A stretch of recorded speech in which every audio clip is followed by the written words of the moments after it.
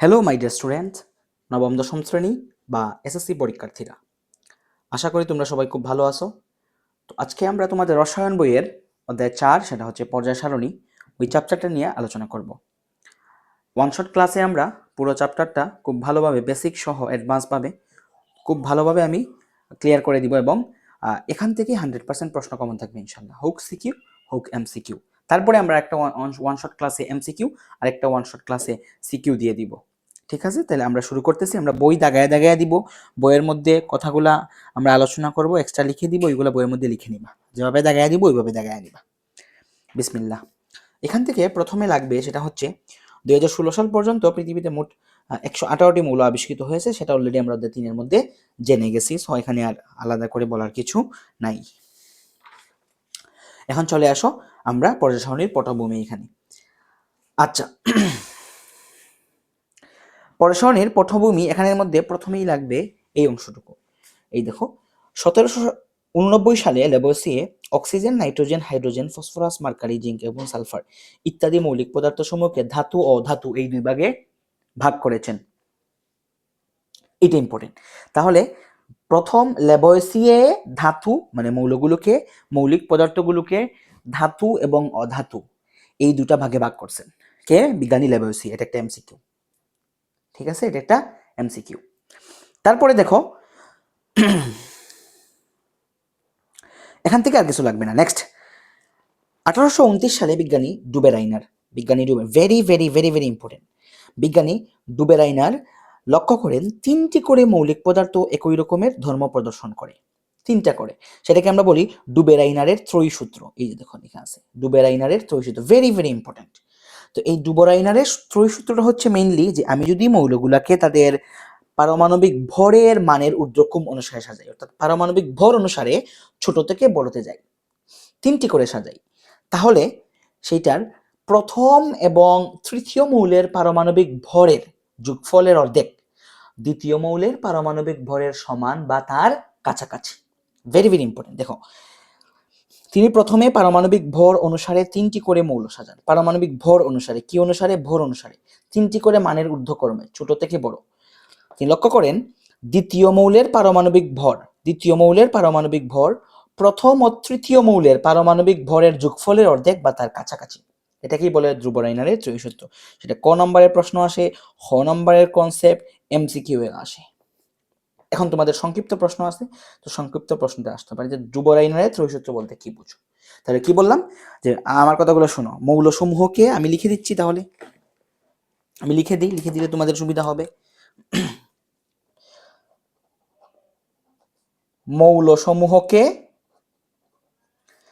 মৌলসমূহকে তাদের পারমাণবিক ভর অনুসারে মানের ঊর্ধ্বক্রমে 3টি করে সাজালে প্রথম ও তৃতীয় মৌলের পারমাণবিক ভরের যোগফলের, দুটাকে আমরা প্রথম ও 3 নম্বরের যে পারমাণবিক ভর সেটাকে আমি যোগ করব, তাহলে যোগফলের অর্ধেক, যোগ করে অর্ধেক করব, যোগফলের অর্ধেক দ্বিতীয় মৌলের পারমাণবিক ভরের সমান বা তার কাছাকাছি, হবে। মাথায় রাখো। এখন আমরা একটা এক্সাম্পল দিই। দেখো, তিনি প্রথম এক্সাম্পল দেখছিলেন, দেখো, বিজ্ঞানী ডুবেরাইনার ক্লোরিন, ব্রোমিন ও আয়োডিন প্রথম ত্রয়ী মৌল হিসাবে চিহ্নিত করেন। তাহলে ক্লোরিন, ব্রোমিন এবং আয়োডিন আমরা এইগুলার পারমাণবিক ভরকে দেখব। তাইলে আসো আমরা সাজাই। এখানে দেখে নাও, এই যে দেখো পরে সারণীতে ক্লোরিনের ভর হচ্ছে, তাহলে আমরা যদি ক্লোরিন, তারপরে হচ্ছে ব্রোমিন, তারপরে হচ্ছে আয়োডিন। ক্লোরিনের ভর হচ্ছে 35.5, তারপরে হচ্ছে ব্রোমিনের ভর হচ্ছে 80, দেখো, আয়োডিনের ভর হচ্ছে 127, ঠিক আছে, 127। তাহলে আমি লিখে ফেললাম, দেখো, ক্লোরিনের ভর হচ্ছে 35.5, ব্রোমিনের ভর হচ্ছে 80, আয়োডিন হচ্ছে 127। এখন কি করব? প্রথমের সাথে প্রথম আর তৃতীয়কে যোগ করব, প্রথম আর তৃতীয়কে যোগ করব। এখন দেখো তাহলে 35.5 যোগ 127 এই দুটোকে আমরা যোগ করব, এই দুটোকে আমরা যোগ করব।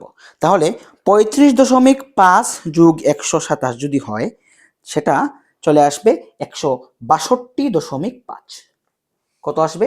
162.5। ওইটাকে যোগফল করলাম, প্রথম এবং তৃতীয় যোগফল করলাম। বলছিলাম যোগফলের অর্ধেক মানে 2 দিয়ে ভাগ দিব, 2 দিয়ে ভাগ দিব। আমি যদি 2 দিয়ে ভাগ দেই তাহলে চলে আসবে 81.25। কি চলে আসবে রে? 81.25। তাহলে এই 81.25টা কি 80 এর কাছাকাছি না? 80 এর কাছাকাছি না? তাহলে এটা কি একটা ডুবেরাইনারের ত্রয়ী সূত্র, ডুবেরাইনারের ত্রয়ী সূত্র। বুঝা গেছে? এখন এমসিকিউ আসতে পারে, বিভিন্নভাবে আসতে পারে, অথবা তোমাকে এভাবে বলে দিতে পারে যে ফর এক্সাম্পল আর কি এ বি সি এরকম থাকতে পারে, যে এটার একটা মান, এটার একটা মান দিয়ে দিবে, এটার মান দিবে না, অথবা তিনটার মান দিয়ে দিবে, তিনটার মান দিয়ে দিবে, দিয়ে দিয়ে তোমাকে বলবে এরকম যে নিচের কোন যুগল, হ্যাঁ, বা কোনটি কি করে ডুবেরাইনারের ত্রয়ী সূত্র মেনে চলে। তাহলে কি করতে হবে? তোমাকে চিন্তা করতে হবে যে এই প্রথমটার সাথে মানের ঊর্ধ্বক্রমে সাজাবা, যদি বড় ছোট থেকে বড়, প্রথমটার সাথে তৃতীয়টা যোগ করবা, যোগ করে তার অর্ধেক করবা, 2 দিয়ে ভাগ দিবা, দিয়ে যদি এইটা সমান হয় তাহলে, অর্থাৎ বি এর যদি সমান হয় তাহলে ওইটা ডুবেরাইনারের ত্রয়ী সূত্র মেনে চলে। আশা করি তুমি জিনিসটা বুঝে গেছো। Very very important, very very important, very very important. তারপরে আমি লিখে দিয়েছি, এটা তুমি সুন্দর করে লিখে নিতে পারো। এটা হচ্ছে ক নম্বরে লিখতে পারো অথবা খ নম্বরে লিখতে পারো, তোমার বইয়ে এরকম সুন্দর করে দেওয়া নাই।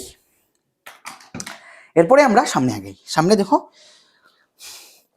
নিউল্যান্ডের অষ্টক সূত্র, ভেরি ভেরি ইম্পর্টেন্ট। দেখো অষ্টক সূত্র এক জিনিস, আর তোমাদের বইয়ে অধ্যায় 5-এর মধ্যে অষ্টক নিয়ম আছে। দেখো অষ্টক বা 2-এর নিয়ম, অষ্টক নিয়ম। অষ্টক নিয়ম এক জিনিস, অষ্টক সূত্র আরেক জিনিস, মাথায় রাখবা, এখানে পেস লাগাই দাও তোমরা। ঠিক আছে? তাহলে আমরা পড়তেছি অষ্টক সূত্র, যেটা দিছে বিজ্ঞানী নিউল্যান্ড কত সালে? 1864 সালে, 1864 সালে। ক্লিয়ার? ওকে। অষ্টক সূত্র, অষ্টক সূত্রটা কি? একই জিনিস। দেখো এই সূত্র অনুযায়ী মৌলসমূহকে যদি পারমাণবিক ভরের ছোট থেকে বড় অনুযায়ী সাজানো যায়, অর্থাৎ সেই পারমাণবিক ভরের মানের ঊর্ধ্বক্রমে ছোট থেকে বড় অনুসারে সাজাবো, তাহলে যে কোনো একটি মৌলের ধর্ম তার ঠিক 8 নম্বর মৌল, অর্থাৎ তার অষ্টম মৌলের ধর্মের সাথে মিল খুঁজে পাওয়া যায়। মানে আমি এরকম মানের ঊর্ধ্বক্রমে সাজাবো, তাহলে যে কোনো একটার সাথে ঠিক তার অষ্টম মৌলের ধর্মের সাথে মিল খুঁজে পাওয়া যাবে যদি আমি কি করি? মানের ঊর্ধ্বক্রমে সাজাই। কি অনুসারে? পারমাণবিক ভর অনুসারে, ভরের ছোট থেকে বড়তা মানের ঊর্ধ্বক্রমে। তাহলে যে কোনো একটি ধর্ম তার অষ্টম মৌলের ধর্মের সাথে মিলে যায়। তাহলে এটা কি? তার নিউল্যান্ডের অষ্টক সূত্র। তাহলে 3টে জিনিস বললাম। লেবেসিয়ার ধাতু অধাতু ভাগ করছেন, ডুবেরাইনের ত্রয়ী সূত্র, very very very very important, নিউল্যান্ডের অষ্টক সূত্র বলে ফেললাম। তারপরে চলে আসো ভেরি ভেরি ইম্পর্টেন্ট একটা টপিক, সেটা হচ্ছে পর্যায় সূত্র। পর্যায় সূত্র, দেখো পর্যায় সূত্র 2টা, একটা হচ্ছে আগের আর একটা হচ্ছে আধুনিক। ঠিক আছে? আগের পর্যায় সূত্র যেটা, সেটা হচ্ছে পারমাণবিক ভরের সাথে রিলেটেড ছিল। বর্তমান পর্যায় সূত্র যেটা, সেটা হচ্ছে পারমাণবিক সংখ্যার সাথে রিলেটেড। একই জিনিস। আগে শোনো, আগের পর্যায় সূত্র যেটা, দেখো 1869 সালে রাশিয়ান বিজ্ঞানী মেন্ডেলিভ সকল মৌলের ধর্ম পর্যালোচনা করে একটি পর্যায় সূত্র প্রদান করেন। তাহলে আগের পর্যায় সূত্রটা দিয়েছে বিজ্ঞানী মেন্ডেলিভকে দিয়েছেন, বিজ্ঞানী মেন্ডেলিভ। তো মেন্ডেলিভের পর্যায় সূত্র, মেন্ডেলিভের পর্যায় সূত্র দেখো, মৌলসমূহের ভৌত ও রাসায়নিক ধর্মাবলী তাদের পারমাণবিক ভর বৃদ্ধির সাথে পর্যায়ক্রমে আবর্তিত হয়। কি বলতেছে? ভৌত ও রাসায়নিক ধর্মাবলী তাদের পারমাণবিক ভর বৃদ্ধির সাথে পর্যায়ক্রমে আবর্তিত হয়। তাহলে ভর বৃদ্ধির সাথে। আর আধুনিক হচ্ছে একই জিনিস, মৌলসমূহের ভৌত ও রাসায়নিক ধর্মাবলী তাদের পারমাণবিক সংখ্যা, বরের পরিবর্তে সংখ্যা হবে, পারমাণবিক সংখ্যা বৃদ্ধির সাথে পর্যায়ক্রমে আবর্তিত হয়। ব্যাস, এই হচ্ছে 2টা পর্যায় সূত্র। আধুনিক পর্যায় সূত্র হচ্ছে মৌলসমূহের ভৌত ও রাসায়নিক ধর্মাবলী তাদের পারমাণবিক সংখ্যা বৃদ্ধির সাথে পর্যায়ক্রমে আবর্তিত হয়। আর মেন্ডেলিফের বা আগের, সেটা হচ্ছে মৌলসমূহের ভৌত ও রাসায়নিক ধর্মাবলী তাদের পারমাণবিক ভর বৃদ্ধির সাথে পর্যায়ক্রমে আবর্তিত হয়। 2টাই ভেরি ভেরি ভেরি ইম্পর্টেন্ট। আধুনিকটা তোমাদের বইয়ে নেই, তুমি লিখে নিবা। ঠিক আছে? আশা করি তুমি আমার কথাগুলো বুঝছো, মাথায় লাগবে, এগুলো লাগবে, মাথায় রাখবা। আসো, মেন্ডেলিভ যখন পর্যায় সূত্র দিয়েছিলেন তখন পর্যন্ত আবিষ্কৃত হয়েছিল 63টি মৌল। কতটি মৌল? 63টি মৌল। এর মধ্যে এই 63টি মৌলকে তিনি তখন বর্তমানে কি রে আমাদের যে আধুনিক পর্যায় সারণী, এই পর্যায় সারণী দেখো, আধুনিক পর্যায় সারণীর 1 2 3 4 5 6 7টা, এই 7টা হচ্ছে পর্যায়, এদিকে যাবে, বাম থেকে ডানে যাবে। আর এরকম উপর থেকে নিচে এরকম হচ্ছে 18টা গ্রুপ। কয়টা? মোট হচ্ছে 18টা গ্রুপ, 18টা গ্রুপ। বাট মেন্ডেলিভ যখন দিয়েছিলেন তখন তখন দেখো যে তিনি 12টি আনুভূমিক সারি মানে পর্যায়, আনুভূমিক সারি মানে কি রে? পর্যায়, মানে 12টি পর্যায় দিয়েছিলেন। আর 8টি খাড়াস্তম্ভ মানে হচ্ছে গ্রুপ। খাড়াস্তম্ভ মানে কি রে? গ্রুপ। তাহলে মেন্ডেলিভ যখন পর্যায় সূত্র দিয়েছিলেন, এই পর্যায় সারণী আবিষ্কার করেছিলেন, মেন্ডেলিফের পর্যায় সারণী, তখন তিনি 63টি মৌলকে 12টি আনুভূমিক সারি বা 12টি পর্যায়ে এবং এবং কি 8টি খাড়াস্তম্ভ বা 8টি গ্রুপে ভাগ করেছিলেন। বুঝতে পারছি? ভাগ করেছিলেন। আচ্ছা, এরপরে দেখো এতটুকু পর্যন্ত গেল, এখান থেকে আর কিছু লাগবে না, এতটুকু পর্যন্ত পড়ে নিবা। আচ্ছা, পর্যায় সারণীতে আমরা একটু পরে আসতেছি, এই প্রশ্নটুকু শেষ করে ফেলি। এরপরে দেখো 1913 সালে বিজ্ঞানী মুসলে কি করছেন? পারমাণবিক ভরের পরিবর্তে পারমাণবিক সংখ্যা অনুযায়ী মৌলসমূহকে পর্যায় সারণীতে সাজানোর প্রস্তাব দেন। আধুনিক যে পর্যায় সারণী, এটা পারমাণবিক সংখ্যা অনুসারে সাজাইছি আমরা, বাট এই প্রস্তাবটা কে দিয়েছেন? বিজ্ঞানী মুসলে। আর আধুনিক পর্যায় সারণী হইতে সবথেকে বেশি অবদান হচ্ছে বিজ্ঞানী বুরের। এজন্য আধুনিক পর্যায় সারণীকে আমরা বুরের পর্যায় সারণীও বলি, যেটা আমরা এইচএসসি তে পড়বো। আচ্ছা, এতটুকু পর্যন্ত শিখবে, এখান থেকে জাস্ট এই লাইনটা দেখবা, মুখস্থ করে নিবা। আচ্ছা, আন্তর্জাতিক রসায়ন ও ফলিত রসায়ন সংস্থা, রসায়ন রিলেটেড যত কিছু আছে, নিয়ম কানুন, পরিবর্তন, কোনো কিছু অ্যাড করে, এভরিথিং, এই এভরিথিং নিয়ন্ত্রণ করে IUPAC, international union of pure and applied chemistry. Very very important, সেটা হচ্ছে MCQ এর জন্য লাগবে, অনেক সময় IUPAC এর মিনিং কি এটা লাগতে পারে, সো মাথায় রাখবে। ওকে, এখন আসো, এই মেন্ডেলিভ তো 63টি মৌল নিয়ে কি করেছিলেন?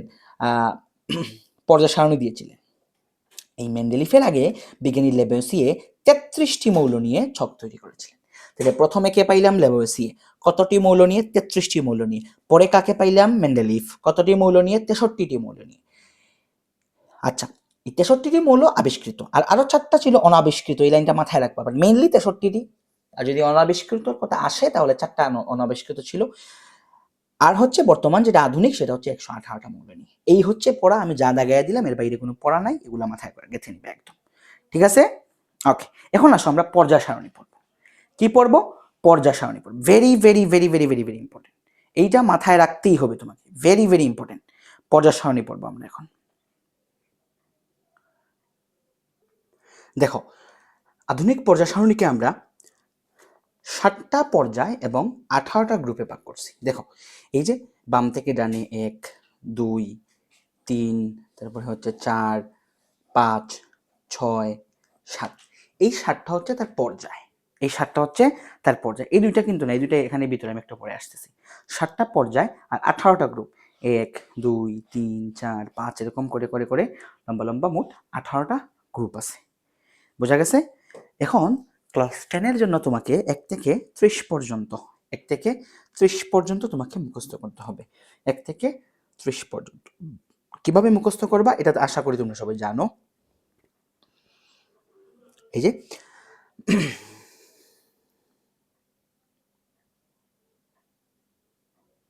দেখো, ব্রাইটনেসটা বৃদ্ধি করলাম, দাঁড়াও। ওকে, এখন দেখো, হাইড্রোজেন 1, মানে এরকম পারমাণবিক সংখ্যাগুলো আমরা অলরেডি তো আমরা কিন্তু অধ্যায় 3 পড়ে ফেলেছি। অধ্যায় 3 থেকে কিন্তু আমরা অলরেডি বুঝে গেছি পারমাণবিক সংখ্যা, তারপরে হচ্ছে প্রোটন সংখ্যা, ইলেকট্রন সংখ্যা, এভরিথিং আমাদের ক্লিয়ার হয়ে গেছে। অধ্যায় 3-এর প্লেলিস্ট দেওয়া আছে, দেখে নাও। আচ্ছা, hydrogen 1, helium 2, lithium 3, beryllium 4, boron 5, carbon 6, এভাবে আমরা 1 থেকে 30 পর্যন্ত। আর ভর লাগবে 1 থেকে 20 পর্যন্ত, সাথে ক্রোমিয়াম লাগবে, আয়রন লাগবে, কপার লাগবে। এতটুকু থাকলে এনাফ ক্লাস 10-এ, আর তোমার এর বাইরে কিচ্ছু আসবে না, না এন্ড না। ঠিক আছে? এতটুকু পর্যন্ত। আচ্ছা, এখন আসো, এই পর্যায় সারণী নিয়ে অনেক কিছু পড়ালেখা আছে। দেখো, এই পর্যায় সারণীর গ্রুপ 18, পর্যায় সারণীর গ্রুপ 18, এই পর্যায় সারণীর গ্রুপ 18কে আমরা বলি নিষ্ক্রিয় বা স্থিতিশীল। আমি এখানে লিখে দিই, কারণ এই ওয়ার্ডগুলো তোমাদের স্পষ্ট দেখা যাচ্ছে না বইয়ের মধ্যে। কি লিখে বলি আমরা? নিষ্ক্রিয় বা স্থিতিশীল, স্থিতিশীল বা নোবেল শ্রেণী, ঠিক আছে, বা নোবেল শ্রেণী, মানে তার শেষ কক্ষপথে অষ্টক পূর্ণ থাকে। আমরা অষ্টক পূর্ণ বা অষ্টক নিয়ম, যেটা তথ্য না, সূত্র না, অষ্টক নিয়ম যেটা অধ্যায় 5 ওইটা আমি পড়বো। লাস্ট কক্ষপথে 8টা, মানে ফিল আপ থাকে, সে স্থিতিশীল থাকে। গ্রুপ 18। গ্রুপ 17 এদেরকে বলি আমরা হ্যালোজেন বা লবণ উৎপাদনকারী। ওয়ার্ডটা দেখো, গ্রুপ 17কে বলি আমরা হ্যালোজেন বা লবণ উৎপাদনকারী, ঠিক আছে, হ্যালোজেন বা লবণ উৎপাদনকারী, ঠিক আছে। আচ্ছা, তারপরে দেখো গ্রুপ 16। গ্রুপ 16কে আমরা বলি চ্যালকোজেন। কি বলি? গ্রুপ 16কে আমরা বলি, এই পাশে লিখে দিই, গ্রুপ 16কে আমরা বলি চ্যালকোজেন। বইয়ের মধ্যে লিখে নাও এগুলো, বইয়ের মধ্যে এইভাবে বাঁকা করে, এই দেখো বাঁকা করে লেখা আছে এই বইটার মধ্যে। এটা হচ্ছে হ্যালোজেন, এটা হচ্ছে চ্যালকোজেন। চ্যালকোজেন মানে হচ্ছে আকরিক সৃষ্টিকারী, তারা আকরিক সৃষ্টি করে,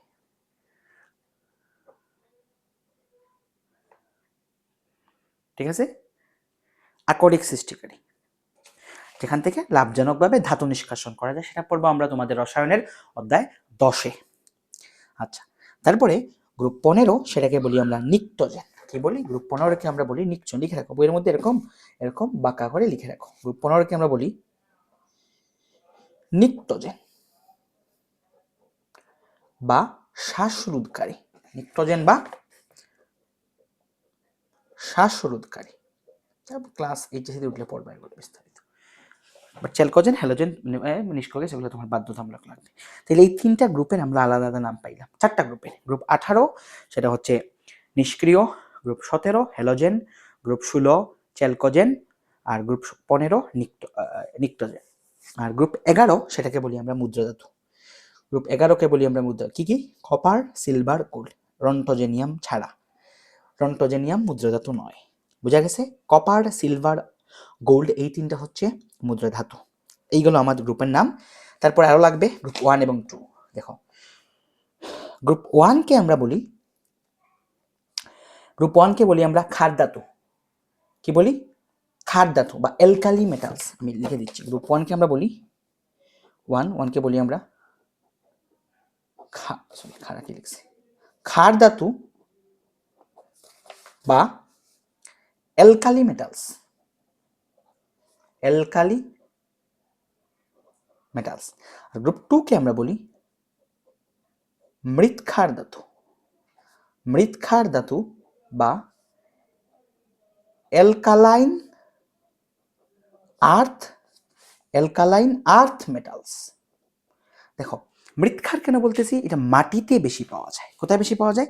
মাটিতে। গ্রুপ 2 এর সবগুলো মৌল মাটিতে পাওয়া যায়, আর গ্রুপ 1 এর সবগুলো মৌল পাওয়া যায়, মানে এটা ক্ষার ধাতু, আলাদাভাবে এরকম পাওয়া যায়, মাটিতে পাওয়া যায় এরকম কিছু নাই। আচ্ছা, এখন এই গেল আমার গ্রুপগুলোর নাম। প্রথমে আমি নাম পর্ব শেষ করে ফেললাম। প্রথমে কি করলাম রে? নাম পর্ব শেষ করে ফেললাম। এখন দেখো, আমরা বললাম যে এই পর্যায় সারণীর 18টা গ্রুপ আর হচ্ছে 7টা পর্যায়। এখন দেখো তাহলে স্যার এই দুটা কি? এই দুটা হচ্ছে এই পর্যায় 6, এই 6 নম্বর পর্যায় এর 3 নম্বর গ্রুপে। দেখো, এটা 3 নম্বর গ্রুপ। এই পর্যায় 6 আর 3 নম্বর গ্রুপ, এই যে বক্সটা, এই বক্সের আন্ডারে, এই বক্সে 57 ল্যান্থানাম, ল্যান্থানাম 57 থেকে লুটেশিয়াম 71 পর্যন্ত। দেখো, লুটেশিয়াম 71 পর্যন্ত। তাহলে কি বললাম? দেখো কি বলছি আমি তাইলে, পর্যায় 6, 6 নম্বর পর্যায়ের, 6 নম্বর পর্যায়ের 3 নম্বর গ্রুপের আন্ডার এই বক্সটাতে ল্যান্থানাম 57 নম্বর মৌল থেকে লুটেশিয়াম 71 নম্বর মৌল পর্যন্ত এই 15টি মৌল এই বক্সের আন্ডারে, এই বক্সের ভিতরে। বুঝা গেছে? আশা করি তুমি বুঝছো। এই বক্সের ভিতরে এইটাকে বলি আমরা ল্যান্থানাইড সারি। কি বলি? ল্যান্থানাইড সারির মৌল। কি বলি রে আমরা? ল্যান্থানাইড সারির মৌল। এই ল্যান্থানাইড সারির মৌল কে বলা হয় বিরল মৃত্তিকা মৌল। কি বলা হয়? ল্যান্থানাইড সারির এই 15টি মৌলকে বলা হয় বিরল, দেখো, বিরল মৃত্তিকা মৌল বা rare earth metals, rare earth metals. বুঝা গেছে? মাথায় রাখবা। তাহলে স্যার নিচেরটা কি, যেটা হচ্ছে এই যে পর্যায় 7 গ্রুপ 3 এর আন্ডারে এই বক্সটাতে দেখো অ্যাক্টিনিয়াম 89 থেকে, অ্যাক্টিনিয়াম 89 থেকে লরেন্সিয়াম 103 পর্যন্ত এই 15টি মৌলকে আমরা বলি অ্যাক্টিনাইড সারির মৌল। কি বলি? অ্যাক্টিনাইড সারির মৌল। এই তাহলে বলতো পর্যায় সারণীর কোন গ্রুপে সব থেকে বেশি মৌল পাওয়া যায়? Very very important. পর্যায় সারণীর গ্রুপ 3-তে সব থেকে বেশি মৌল পাওয়া যায় কিভাবে? এই যে এখানে এই বক্সটাতে ল্যান্থানাম থেকে লুটেশিয়াম এখানে আছে 15টা, তারপর এই বক্সটাতে অ্যাক্টিনিয়াম থেকে লরেন্সিয়াম এখানে আছে 15টা, 30টা, আর সাথে স্ক্যান্ডিয়াম আর ইট্রিয়াম 2টা, 32টা। তাহলে গ্রুপ 3-তে সর্বোচ্চ মৌল পাওয়া যায় 32টা। বুঝা গেছে? আশা করি ক্লিয়ার। বুঝা গেছে তো? তাইলে এই ল্যান্থানাইড এই অ্যাক্টিনিয়াম থেকে লরেন্সিয়াম দেখো অ্যাক্টিনাইড সারির মৌল। তাহলে এই ল্যান্থানাইড সারির মৌল আর অ্যাক্টিনাইড সারির মৌল এই দুইটা কোথায়? ল্যান্থানাইড সারির মৌল হচ্ছে পর্যায় 6 গ্রুপ 3 এর আন্ডারে, অ্যাক্টিনাইড সারির মৌল হচ্ছে পর্যায় 7 গ্রুপ 3 এর আন্ডারে। বুঝা গেছে? ল্যান্থানাইড সারির মৌল কাকে বলে, অ্যাক্টিনাইড সারির মৌল কাকে পরীক্ষা আসবে? কি লিখবা যে পর্যায় 6 বা পর্যায় 6 গ্রুপ 3 এর ল্যান্থানাম 57 থেকে ল্যান্থানাম 57 থেকে লুটেশিয়াম 71 পর্যন্ত এই 15টি মৌলকে ল্যান্থানাইড সারির মৌল বলা হয়। আবার পর্যায় 7 গ্রুপ 3 এর অ্যাক্টিনিয়াম 89 থেকে লরেন্সিয়াম 103 পর্যন্ত এই 15টি মৌলকে অ্যাক্টিনাইড সারির মৌল বলা হয়। এইটা হচ্ছে তোমার সংজ্ঞা। আশা করি তুমি বুঝছো। যদি তোমার মনে না থাকে তাহলে তুমি বইয়ের মধ্যে আমি যে কথাগুলো বলছি এই কথাগুলো তুমি মানে স্টপ করে করে লিখে নাও। ঠিক আছে? আমি আর লিখতেছি না কারণ সময় লাগবে এখানে। তাহলে এই গেল আমার পর্যায় সারণীর কথাবার্তা। এখন আসো কি কি মুখস্থ করতে হবে। গ্রুপ 18 মুখস্থ করতে হবে। গ্রুপ 18 মুখস্থ করতে হবে পারমাণবিক সংখ্যা এবং ভর সহ। ভরটা লেস ইম্পর্টেন্ট, বাট পারমাণবিক সংখ্যা তো must to know. Helium 2, helium আগে গ্রুপ 18 মধ্যে কে কে আছে? Helium, neon, argon, krypton, xenon, radon.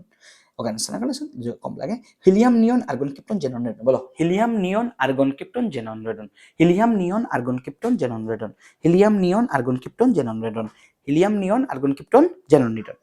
তাহলে হিলিয়াম 2 এইগুলো আমার হচ্ছে কারা আছে তাদের পারমাণবিক সংখ্যাও লাগবে। হিলিয়াম 2 নম্বর মৌল, neon 10, argon 18, krypton 36, xenon 54, radon 86। Very very important, must to know, must to know, must to know topic, must to know, must to know and must to know topic মুখস্থ করে নিবা। আর কি লাগবে? Group 17 fluorine, chlorine, bromine, iodine, astatine. Fluorine, chlorine, bromine, iodine, astatine. Fluorine, chlorine, bromine, iodine, astatine. Must to know fluorine, chlorine, bromine, iodine, astatine. এখান থেকে শিখে নাও fluorine হচ্ছে গ্যাস, ক্লোরিন হচ্ছে গ্যাস, ব্রোমিন হচ্ছে তরল, সেটা হচ্ছে লাল বর্ণের, আর আয়োডিন হচ্ছে কঠিন, আয়োডিন হচ্ছে কঠিন, স্ট্যাটিনও কঠিন। মাথায় থাকা বলে দিলাম। ঠিক আছে? সলিড। তাহলে ফ্লোরিন গ্যাস, ক্লোরিনও গ্যাস। ঠিক আছে? Fluorine gas, chlorine gas. তারপরে হচ্ছে তোমার ব্রোমিন, ব্রোমিন হচ্ছে লিকুইড এল, আয়োডিন সলিড কঠিন এস, স্ট্যাটিন এস, সবগুলো এস। মাথা থাকার জন্য এগুলা। আচ্ছা, এরপরে তোমার এখান থেকে এই দুইটা গ্রুপ মাথায় মুখস্থ রাখা লাগবে। 1 থেকে 30 পর্যন্ত মুখস্থ করবা তো সিরিয়ালি। তারপরে গ্রুপ 1 2 মুখস্থ রাখা লাগবে। গ্রুপ 1 এবং 2 দেখো, গ্রুপ 1 এবং 2 দেখো। গ্রুপ 1 একটা ছন্দ আছে, সেটা কি?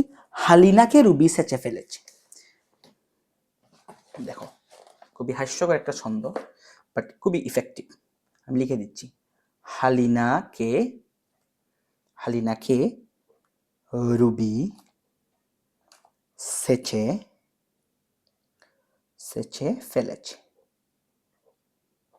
দেখো হালিনা, হা দিয়ে হাইড্রোজেন, লি দিয়ে লিথিয়াম, না দিয়ে সোডিয়াম, কে দিয়ে পটাশিয়াম, রুবি দিয়ে রুবিডিয়াম, সেচে দিয়ে সিজিয়াম, ফেলেছে দিয়ে ফ্রান্সিয়াম। ভেরি ভেরি ইম্পর্টেন্ট, তুমি লিখে নাও এটা। দেখো hydrogen, lithium, sodium, potassium, rubidium, caesium, francium. Master topic লিখে নাও, মুখস্থ করতে হবে এটা।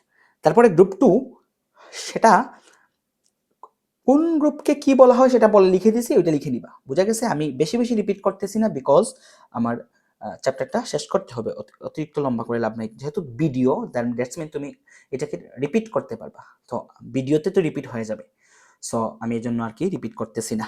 বুঝা গেছে? কারণ ভিডিওতে অটোমেটিকই তুমি চাইলে রিপিট করতে পারবা। ওকে, নেক্সট দেখো, এই গ্রুপ 2 মনে রাখার জন্য একটা ছন্দ আছে, সেটা হচ্ছে বিরিয়ানি, মোগলাই, বিরিয়ানি, মোগলাই, তারপরে হচ্ছে কাবাব, সিঙ্গারা। বিরিয়ানি, মোগলাই, কাবাব, সিঙ্গারা বাজারে রেডি। দেখো, বিরিয়ানি দিয়ে বেরিলিয়াম, মোগলাই দিয়ে ম্যাগনেসিয়াম, কাবাব দিয়ে ক্যালসিয়াম, সিঙ্গারা দিয়ে স্ট্রনসিয়াম, বাজারে দিয়ে বেরিয়াম, রেডি দিয়ে রেডিয়াম। ভেরি ভেরি ইম্পর্টেন্ট, মুখস্থ করে নেওয়া গ্রুপ 2 এর সকল মৌল। আশা করি তুমি আমার কথাগুলা বুঝতে পারছো। এই হচ্ছে আমার পর্যায় সারণীর মোটামুটি আমরা সবকিছু বলে ফেলছি। তারপরে আমরা একটু ব্লক মৌল আমি দেখাই দিব এখন। S block, P block, D block, F block, এটা একটু পরে আসতেছি আমরা। এই হচ্ছে আমার পর্যায় সারণী নিয়ে কথাবার্তা। এইগুলা শিখে ফেললে পর্যায় সারণী সম্পর্কে তোমার একটা ভালো ধারণা হয়ে যাবে। ওকে, এখানে আর আশা করি কিছু নেই। আবারও বলতেছি, দেখো বাম থেকে ডানে এগুলো হচ্ছে পর্যায়, সেটাকে আমরা বলি আনুভূমিক সারি। আর উপর থেকে নিচে সেটা হচ্ছে গ্রুপ, সেটাকে আমরা খাড়া স্তম্ভ বা কলাম বলতে পারি। ঠিক আছে, এতটুকু পর্যন্ত শেষ। এখন আসো ব্লক মৌল। আমরা এই পর্যায় সারণীর মৌলগুলোকে 4টা ব্লকে ভাগ করতে পারি। কটা ব্লকে? 4টা ব্লকে। কি কি বইয়ের মধ্যে লিখে নিবা। এই যখন এই দেখো এখানের মধ্যে লিখে আছে, এই যেমন মধ্যে লিখে আছে, লিখে নিবা। পর্যায় সারণীর মৌলকে আমরা এখানে দেখো আয়রনের ভর 56, যেটা হবে 55.85, মাথায় রেখো। আচ্ছা, এখন দেখো এটা আমার একটা স্টুডেন্টের বই, তো আর কি দেখানো তার এখানে সবকিছু। আচ্ছা, এস ব্লক মৌল। এস ব্লক মৌল পর্যায় সারণীতে আছে 14টা। পি ব্লক মৌল পর্যায় সারণীতে আছে 36টি। ডি ব্লক মৌল পর্যায় সারণীতে আছে 41টি। আর এফ ব্লক মৌল পর্যায় সারণীতে আছে 27টি। এই হচ্ছে মোট তোমার 118টি মৌল। 118 মৌল। ঠিক আছে। আচ্ছা, এখন দেখো ব্লক মৌল। ব্লক মৌল মানে কি স্যার? এস ব্লক মৌল মানে তার ইলেকট্রন বিন্যাসটা এস এ গিয়ে শেষ হবে। পি ব্লক মানে পি তে গিয়ে শেষ হবে। ডি ব্লক মানে ডি তে গিয়ে শেষ হবে। এফ ব্লক মানে এফ এ গিয়ে শেষ হবে। এটা হচ্ছে বেসিক ভাবে তুমি জাস্ট মাথায় রাখবা, যেহেতু তুমি ক্লাস 10-এ পড়তেছো। কারণ তুমি যখন এইচএসসি তে উঠে যাবা, তখন আর হচ্ছে এটা তুমি বিস্তারিত এমনিতেই বুঝবা। আপাতত তোমার লেভেল পর্যন্ত যে S block, P block, D block, F block চেনার উপায় হচ্ছে স্যার ইলেকট্রন বিন্যাস যতটুকু পর্যন্ত যাবে। ফর এক্সাম্পল, সোডিয়ামে আসো। দেখো সোডিয়াম হচ্ছে 11 নম্বর মৌল। আমি যদি ইলেকট্রন বিন্যাস করি তাহলে 1s2, 2s2, 2p6, দেখো 3s1, শেষ ইলেকট্রনটা 3s 3 নম্বর কক্ষপথের এস এ গিয়ে শেষ হয়েছে। ঠিক আছে, তাহলে এটা কোন ব্লক মৌল? এস ব্লক মৌল। আমি কি বুঝাইতে পারছি? বুঝাইতে পারছি।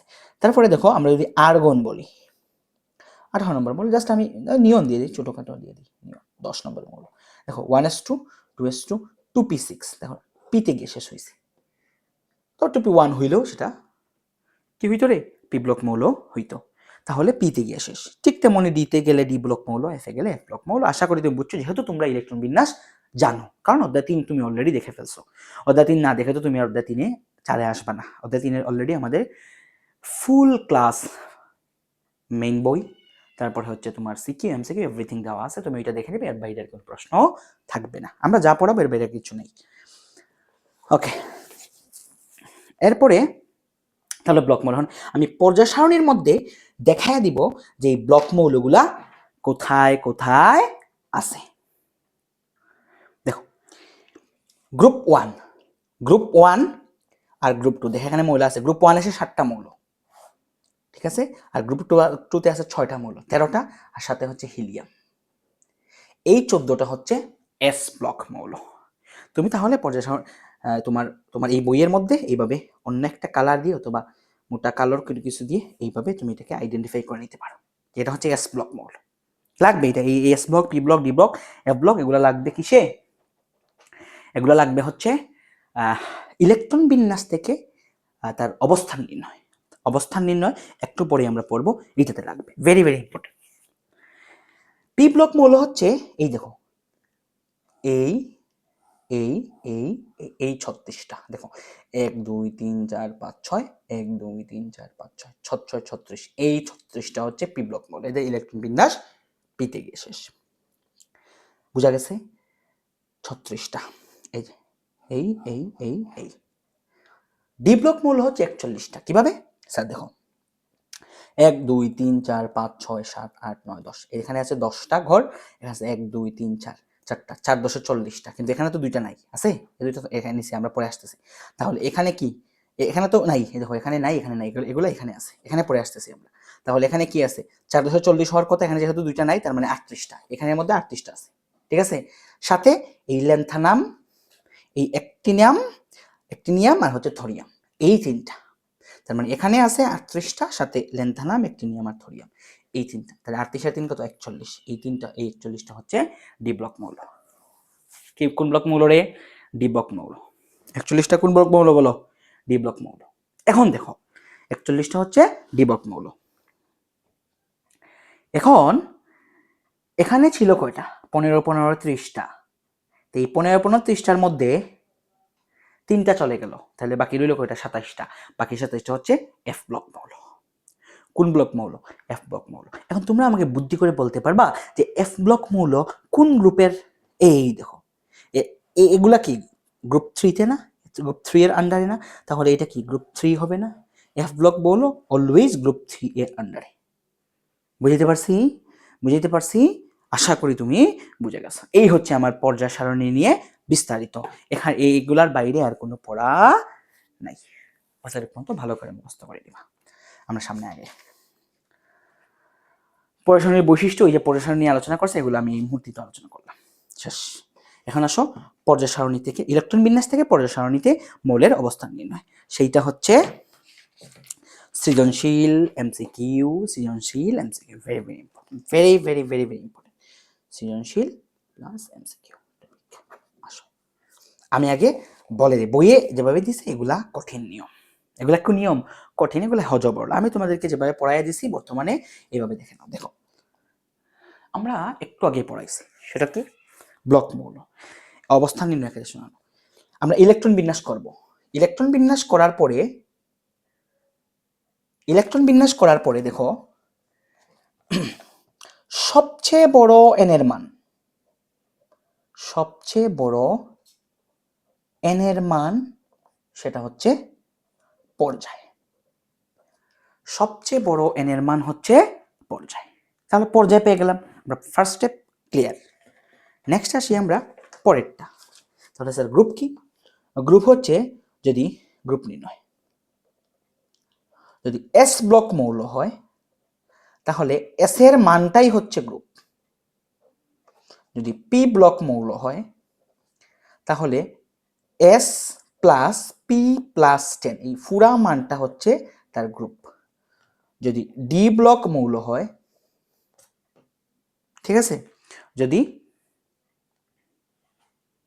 ডি ব্লক মৌল হয় তাহলে এস প্লাস ডি বা ডি প্লাস এস, ডি আর এস মিলে যা হবে, ঠিক আছে। আর এফ ব্লক মৌল হইলে গ্রুপ কত হবে বলতো বুদ্ধিমানরা? হ্যাঁ, গ্রুপ 3, একটু আগেই তো পড়াইলাম। এরা অলওয়েজ গ্রুপ 3 এর আন্ডারে, কারণ ওই লেন্থানাইজ সারি অ্যাক্টিনিয়াম সারি মৌলগুলোই তো মেইনলি।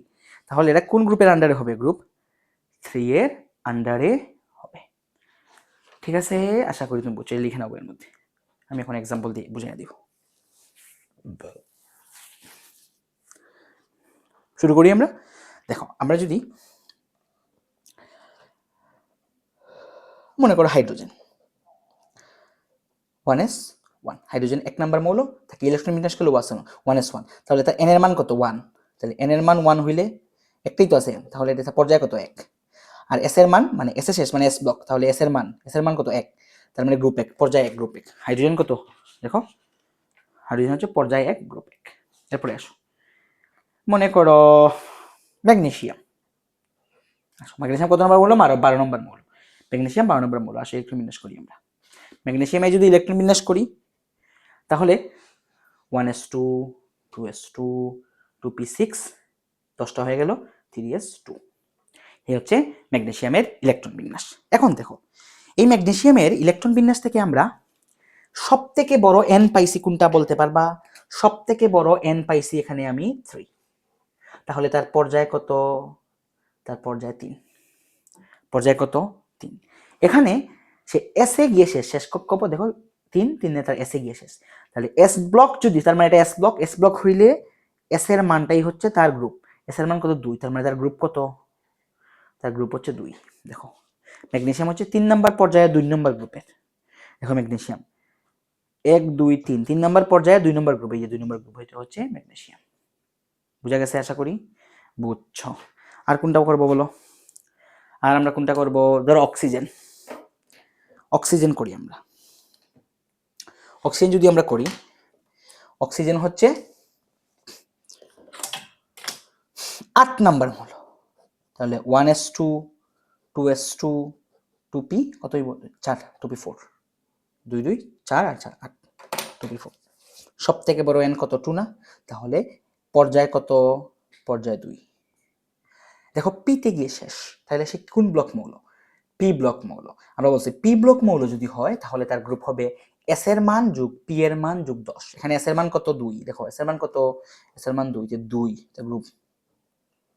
s এর মান কত? 2 2 যোগ p এর মান কত? 4 যোগ 10 সমান সমান 16। তাহলে সে পর্যায়ে 2 এবং 16 নম্বর গ্রুপের। দেখো পর্যায়ে 2 আর এই যে দেখো, এই দেখো 16 নম্বর গ্রুপ। এই যে 16 নম্বর গ্রুপ। ঠিক আছে? কারণ 1 থেকে 3 নাম্বার কি পর্যন্ত রে? 1 থেকে 3 নাম্বার পর্যন্ত দেখো মাঝে নাই, কিন্তু এটা খেয়াল রাখবা 3 নাম্বার পর্যায় পর্যন্ত। আর বাকিগুলোর ক্ষেত্রেও মাঝে নাই, ডিপি ব্লকের ক্ষেত্রে নাই, কারণ পি এখানে কি ঢুকছে? ডি ব্লক ঢুকে গেছে না? তাহলে আমি 10 জাম্প করব, এই জন্য 10 যোগ করা হয়। আচ্ছা আর কোনটা করব? আর কোনটা করব? ধরো আমরা করি এখন আর্গন। কোনটা করব? আর্গন করি আমরা এখন। আর্গনের ইলেকট্রন বিন্যাস যদি আমরা করি তাহলে দেখো আর্গন 18 না?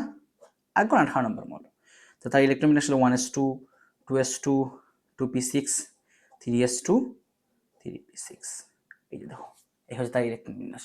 তাহলে আর্গনের ইলেকট্রন বিন্যাস করার পরে দেখো সব থেকে বড় n এর মান কত রে? সব থেকে বড় n এর মান হচ্ছে 3। তাহলে তার পর্যায় কত? তার পর্যায় হচ্ছে 3। আর গ্রুপ কত? যেহেতু p তে গিয়ে শেষ হইছে তাহলে গ্রুপ হবে s প্লাস p প্লাস 10। তার মানে গ্রুপ হবে s। s মানে কত? এখানে s কত? 2 2 প্লাস p কত? 6 প্লাস 10 সমান সমান 18 নম্বর গ্রুপ। তাহলে পর্যায় 3 18 নম্বর গ্রুপ, সেটা হচ্ছে আর্গন। হাসো 1 2 3 পর্যায় 3, এই দেখো 18 নম্বর গ্রুপ, সেটা হচ্ছে আর্গন। আশা করি তুমি বুঝে ফেলছো, আমি আর দেখাইতেছি না, এখন তুমি বুঝে নিবা বাকিগুলা। ডি ব্লকের একটা এক্সাম্পল দিয়ে দিই। ডি ব্লকের মৌল থেকে আমরা যদি স্ক্যান্ডিয়াম দিয়ে শুরু করি, যেহেতু প্রথম মৌল স্ক্যান্ডিয়াম। ডি ব্লকের প্রথম মৌল কোনটা রে? স্ক্যান্ডিয়াম। তাহলে স্ক্যান্ডিয়ামের ইলেকট্রন বিন্যাস যদি করি, স্ক্যান্ডিয়াম 21 নম্বর মৌল 1s2 2s2 2p6 3s2 3p6। তারপরে কি হবে রে? 4s2 3d1। আমরা সবাই জানি যে সেটা আবহাওয়া নীতি অনুসারে 3p এর পরে 4s আসে, তারপরে 3d। আমরা অলরেডি জানি, কারণ আমরা অলরেডি অধ্যায় 3 পড়ে ফেলছি। অধ্যায় 3 এটা বিস্তারিত আলোচনা করা হয়েছে। তাও কোনো টপিক কেউ না বুঝলে আমাদেরকে নক দিবা। এখন দেখো স্ক্যান্ডিয়াম যেহেতু ডিতে গেছে, দেখো ডিতে গেছে না? ডিতে গেছে, তার মানে ডি ব্লক মৌল জানি আমরা। এখন দেখো তার পর্যায়ে কি হবে? সব থেকে বড় n। এখানে সব থেকে বড় n হচ্ছে দেখো 4 4s 4। সব থেকে বড় n 4 আছে, তার মানে পর্যায় 4। পর্যায় 4। গ্রুপ কি হবে? ডি ব্লক হইলে আমরা একটু আগে বলছি, যদি ডি ব্লক হয় তাহলে তার গ্রুপ হচ্ছে s প্লাস ডি বা ডি প্লাস এস, মানে ডি এবং এস এর যোগফল বা এস এবং ডি এর যোগফল। তাহলে আসছে এখানে এস কি? 2 আর ডি কত? 1। তাহলে 2 যোগ 1 সমান সমান 3। তার মানে স্ক্যান্ডিয়াম পর্যায় 4 এবং গ্রুপ 3 এর আন্ডার। দেখি আমরা এখন, দেখো স্ক্যান্ডিয়াম, এই যে দেখো স্ক্যান্ডিয়াম 1 2 3 4 পর্যায় 4 এবং গ্রুপ 3 1 2 3 গ্রুপ 3 এর আন্ডারে, সেটা হচ্ছে স্ক্যান্ডিয়াম। আশা করি তুমি বুঝছো। আমরা একটা দেখাই, সেটা হচ্ছে আয়রন। আয়রন কত নম্বর মৌল বলো তো সবাই? আয়রন 26 নম্বর মৌল। সবাই জানি আমরা এটা, তাই না? আয়রন 26 নম্বর মৌল। আমরা দেখাই দিই আয়রন Fe, সেটা হচ্ছে 26। 1s2 2s2 2p6 3s2 3p6 4s2 3d6, সেটা হচ্ছে আয়রনের ইলেকট্রন বিন্যাস। এখন দেখো আয়রনের ইলেকট্রন বিন্যাস থেকে সব থেকে বড় এন এর মান কত রে? 4 না? তাহলে তার পর্যায় কত? তার পর্যায় হচ্ছে 4। তার গ্রুপ কত হবে? d plus s by s plus d। s কত? 2, 6, 2 যোগ 6 সমান 8। 8 নম্বর গ্রুপ, পর্যায় 4, গ্রুপ 8। এই নিয়মে সবগুলা। আশা করি তুমি বুঝছো, আশা করি তুমি বুঝছো। তাহলে আর এফ ব্লক কি হবে? এফ ব্লক ইলেকট্রন বিন্যাস করবা, ইলেকট্রন বিন্যাস করার পরে সব থেকে বড় যে এন আসবে এটা কি? তার পর্যায়। আর তার group always group 3 group 3 group 3। F ব্লকের অলওয়েজ গ্রুপ 3। তাহলে তোমাকে যদি আমি যে কোনোটা দিই, তুমি ইজিলি তার কি করতে পারবা? তার ইলেকট্রন বিন্যাস করে পর্যায় সারণীতে মৌলের অবস্থান নির্ণয় করতে পারবা। তাহলে তোমাদের হোমওয়ার্ক বা তোমরা কমেন্টে আমাকে জানাও পটাশিয়ামের মানে ইলেকট্রন বিন্যাস করে পটাশিয়ামের পর্যায় সারণীতে মৌলের অবস্থান নির্ণয় করো। পটাশিয়াম আর হচ্ছে জিঙ্ক, পটাশিয়াম জিঙ্ক আর ক্রিপ্টন, 3টা। পটাশিয়াম জিঙ্ক ক্রিপ্টন, এই 3টা তোমাদের হোমওয়ার্ক। বা তোমরা মানে হোমওয়ার্ক বলতে কি, তোমরা এটা করে কমেন্টে লিখে দিবা, ঠিক আছে? ওকে ওকে, এই টপিক শেষ, খতম, টাটা, বাই বাই। এখানে কিছু নাই, আমরা নেক্সট আগাবো। ইলেকট্রন বিন্যাস সবাই পারি, সবাই পারি, সবাই পারি। ওকে, এখন সামনে আগে আমরা পর্যায় সারণীর মূল ভিত্তি ভেরি ভেরি ইম্পর্টেন্ট। এটা অলরেডি আমি বলছি যে আধুনিক যে পর্যায় সারণী সেটা হচ্ছে পারমাণবিক সংখ্যা অনুসারে মানে ঊর্ধ্বক্রমে মানে পারমাণবিক সংখ্যা অনুসারে সাজানো হয়েছে এবং তার ভিত্তি হচ্ছে ইলেকট্রন বিন্যাস। এই লাইনটা একটা এমসিকিউ, ইলেকট্রন বিন্যাসই হচ্ছে পর্যায় সারণীর মূল ভিত্তি। এমসিকিউ এমসিকিউ এমসিকিউ, এই লাইনটাই একটা এমসিকিউ, পরীক্ষা অলরেডি চলে আসছে। তাহলে পর্যায় সারণীর মূল ভিত্তি কি? ইলেকট্রন বিন্যাস। এতটুকু পর্যন্ত মুখস্থ করলেই হবে। এতটুকু এখান থেকে জাস্ট এই কথাটুকু লাগবে, আর কিচ্ছু লাগবে না এখানে। আসলে ভেরি ভেরি ইম্পর্টেন্ট, পর্যায় সারণীর কিছু ব্যতিক্রম।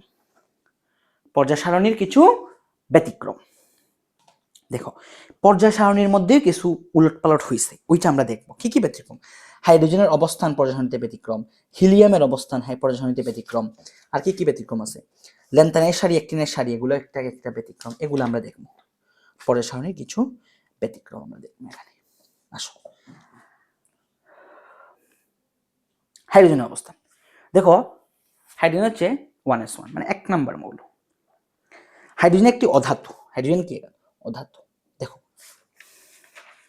পর্যায় সারণীর এই বাম দিকে যারা আছে এরা হচ্ছে ধাতু মেনলি, ডান দিকে যারা আছে এরা মেনলি হচ্ছে অধাতু। তাহলে যেমন lithium, sodium, potassium, rubidium, caesium, francium সবগুলো হচ্ছে ধাতু। এই সবগুলো ধাতুর মধ্যে একমাত্র হাইড্রোজেন হচ্ছে অধাতু। বুঝা গেছে? তাহলে ব্যতিক্রম না? তাহলে তো এটা কি ব্যতিক্রম, যে অনেকগুলো ধাতুর মধ্যেও ধাতু। হাইড্রোজেন একটু অধাতু। ধাতুকে চিনো? ধাতু হচ্ছে যারা ইলেকট্রন বিন্যাস ত্যাগ করে ধনাত্মক আয়নে পরিণত হয়, তারা হচ্ছে ধাতু। অর্থাৎ ইলেকট্রন বিন্যাস ত্যাগ করে ধনাত্মক আয়নে পরিণত হওয়ার এই প্রবণতাকে আমরা ধাতব ধর্ম বলি।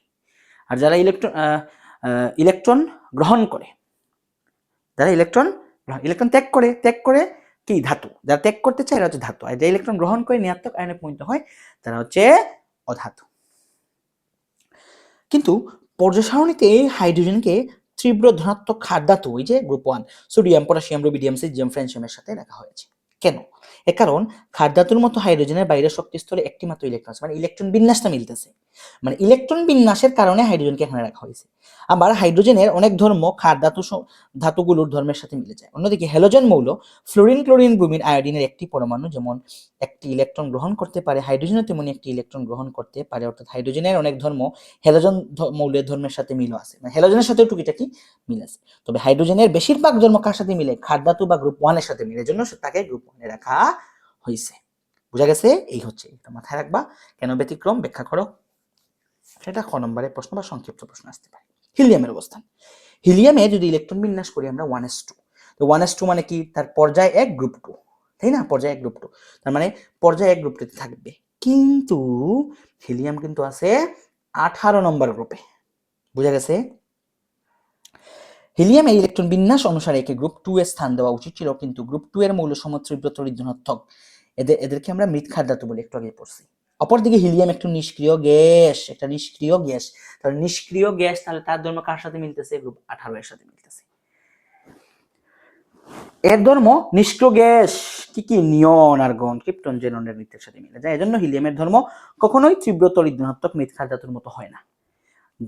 যদিও তার ইলেকট্রন বিন্যাস করলে সে গ্রুপ 2 তে হওয়ার কথা, বাট গ্রুপ 2 তে যারা আছে তারা ধারা হচ্ছে মৃৎক্ষার ধাতু, বাট হিলিয়াম হচ্ছে একটা নিষ্ক্রিয় গ্যাস, জন্য তাদেরকে নিষ্ক্রিয় গ্যাস অর্থাৎ গ্রুপ 18 এর মধ্যে স্থান পেয়েছে বা স্থান দেওয়া হয়েছে।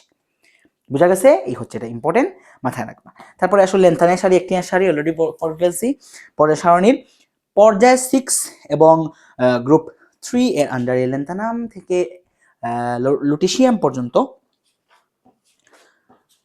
15টি মৌলকে বলি আমরা লেন্থানাইট সারির মৌল বা বিরল মৃত্তিকা মৌল বা রেয়ার আর্থ মেটালস। আর হচ্ছে অ্যাক্টিনিয়াম থেকে লরেনসিয়াম পর্যন্ত 15টি মৌলকে বলি আমরা অ্যাক্টিনিয়াম সারির মৌল বা অ্যাক্টিনাইটস। ওকে, এই তো এখানে এখানে যা বলছে এগুলি, এখানে আর এক্সট্রা বলার কিছু নেই। এখন আসো আমার এই চ্যাপ্টারের মূল টপিক, যেখান থেকে মেইনলি সৃজনশীল আসে, সেটা হচ্ছে মৌলের পর্যাবৃত্ত ধর্ম। পর্যাবৃত্ত ধর্ম আছে ধাতব ধর্ম, তার মানে অধাতব ধর্ম, পারমাণবিক আকার বা পরমাণুর আকার, তারপরে হচ্ছে আয়নীকরণ শক্তি, ইলেকট্রন আসক্তি, তড়িৎ ঋণাত্মকতা, তড়িৎ ধনাত্মকতা, ঠিক আছে, বিজারণ ক্ষমতা, জারণ ক্ষমতা, অনেক কিছুই আছে। তাহলে পর্যাবৃত্ত ধর্ম জিনিসটা কি দেখাই আমি তোমাকে। মানে এই ধর্মগুলা এই পর্যায় সারণীর বাম থেকে ডানে গেলে কিরকম হবে, উপর থেকে নিচে গেলে কিরকম হবে, এটা বুঝা গেছে? যে এই ধর্মগুলা পর্যায় সারণীর অবস্থানের কারণে কিভাবে উলট পালট হয় বা চেঞ্জ হয়, পরিবর্তন হয়। ঠিক আছে? তাহলে এইগুলা হচ্ছে তার পর্যাবৃত্ত ধর্ম। এই মৌলগুলোর এই ধর্ম পর্যাবৃত্ত ধর্ম বলতেছি কেন? আবার বলতেছি যে পর্যায় সারণীর বাম থেকে ডানে, উপর থেকে নিচে, বাম থেকে ডানে অথবা উপর থেকে নিচে এভাবে গেলে তাদের কি হয়?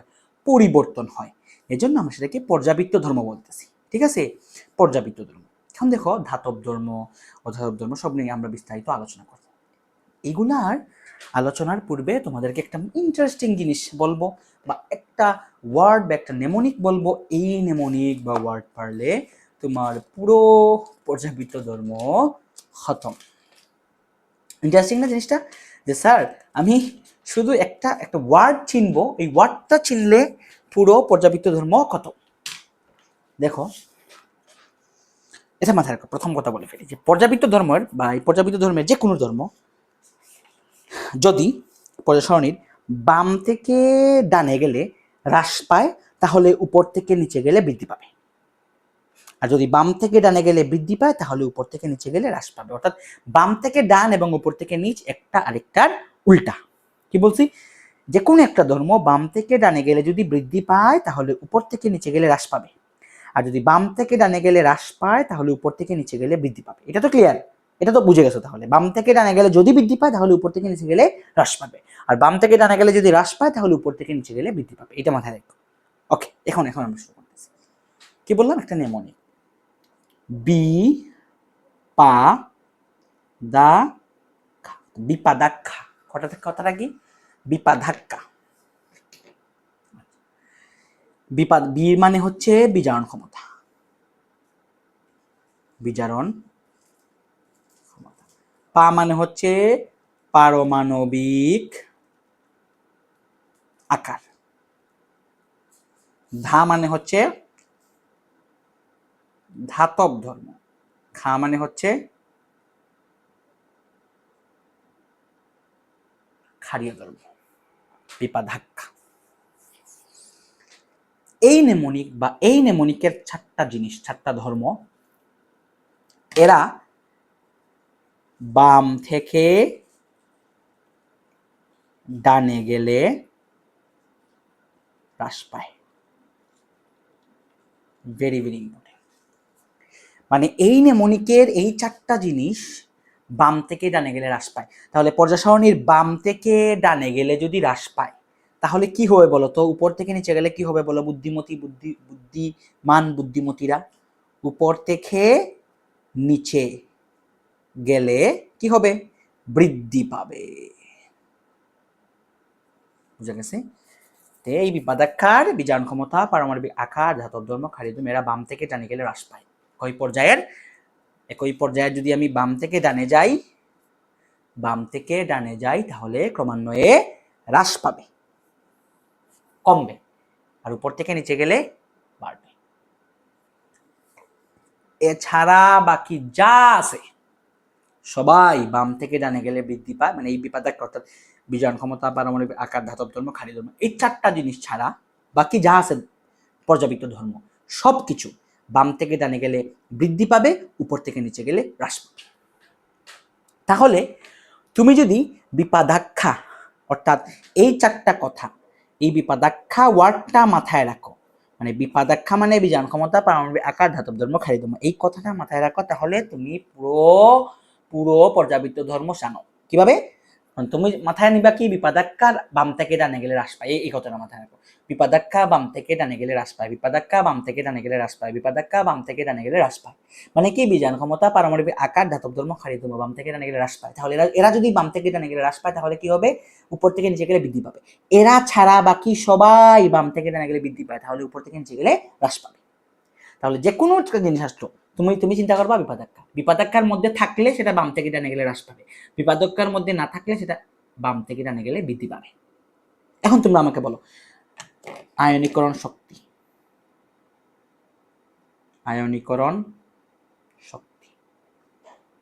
পর্যাবৃত্ত ধর্ম কি হবে?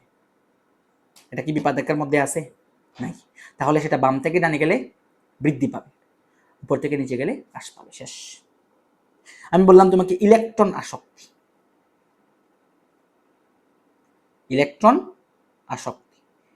এই ইলেকট্রন আসক্তিটা বাম থেকে ডানে, দেখো বিপাদাক্ষার মধ্যে কি আছে, নাই, তার মানে বাম থেকে ডানে গেলে কি হবে, হ্রাস পাইবো? পাইতো না।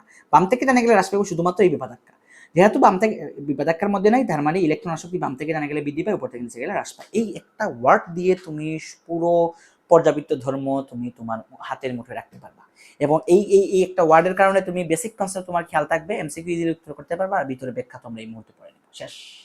এক ওয়ার্ড পর্যাবৃত্ত ধর্ম খতম, এক ওয়ার্ড পর্যাবৃত্ত ধর্ম খতম। কি বিপাদাক্ষা দিয়ে পর্যাবৃত্ত ধর্মকে আমরা একদম চূর্ণ বিচূর্ণ করে ফেলছি। শেষ। ক্লিয়ার? আমার কথা বুঝছো? ওকে, আমরা এখন আসি স্টেপ বাই স্টেপ পর্যাবৃত্ত ধর্মের মধ্যে চলে আসি। প্রথমে আমরা আলোচনা করব কি নিয়ে রে, ধাতব ধর্ম নিয়ে। কি নিয়ে?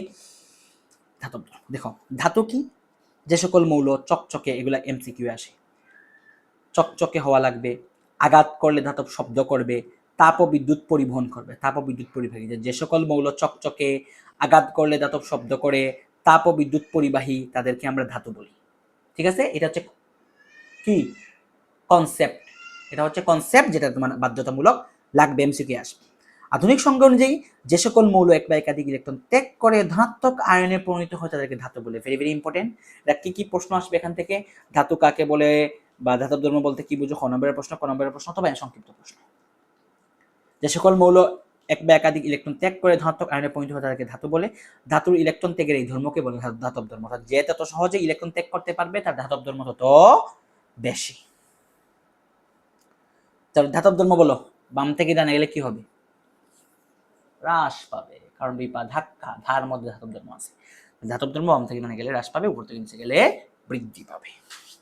আর আমরা তো একটু আগেই বললাম, বামের দিকে যেগুলো এরা ধাতু, ওটা ইলেকট্রন ত্যাগ করতে চায়, আর ডানের দিকে যেগুলো এরা হচ্ছে অধাতু, এরা ইলেকট্রন গ্রহণ করতে চায়। আসো ধাতব ধর্ম।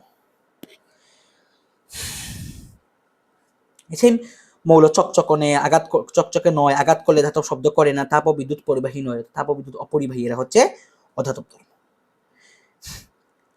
অধাতু, হ্যাঁ, আধুনিক সংজ্ঞা অনুযায়ী যে সকল মৌল এক বা একাধিক ইলেকট্রন গ্রহণ করে ঋণাত্মক আয়নে পরিণত হয় তাদেরকে অধাতু বলা হয়। অধাতু ইলেকট্রন গ্রহণের এই ধর্মকে আমরা অধাতব ধর্ম বলি। আর যে সকল মৌল বা পরমাণু ইজিলি কি করতে পারবে রে, ইজিলি ইলেকট্রন গ্রহণ করতে পারে, তাদেরকে আমরা কি বলবো? তারা তত শক্তিশালী অধাতু, বা তাদের অধাতব ধর্ম তত বেশি। নর্মাল কথা, এগুলো আমরা পারবো। এখন আসো ভেরি ভেরি ইম্পর্টেন্ট একটা টপিক, সেটা হচ্ছে অর্ধধাতু বা অপধাতু বা মেটালয়েড। Very very important. 6টা আছে। কয়টা? 6টা। কয়টা আছে? 6টা। আমি ছন্দ লিখে দিচ্ছি, লিখে নাও, বইয়ের মধ্যে লিখে নাও। ব সি জি, বসিজি আসতে, বসিজি আসতে। ব দিয়ে হচ্ছে বোরন, সি দিয়ে সিলিকন, জি দিয়ে জার্মেনিয়াম, আ দিয়ে আর্সেনিক, এস দিয়ে অ্যান্টিমনি, টে দিয়ে টেলুরিয়াম। এসবি, এসবিটি, বসিজি আসতে। Boron, silicon, germanium, arsenic, antimony, tellurium. Boron, silicon, germanium, arsenic, antimony, tellurium. তাহলে অপধাতু বা অর্ধধাতু বা মেটালয়েড এর কি জিনিসটা কি? এটা হচ্ছে এরা একাধারে ধাতু এবং অধাতু উভয় হিসাবে কাজ করতে পারে। বুঝতে পারছো? তাহলে একটু পানি খেয়ে নি।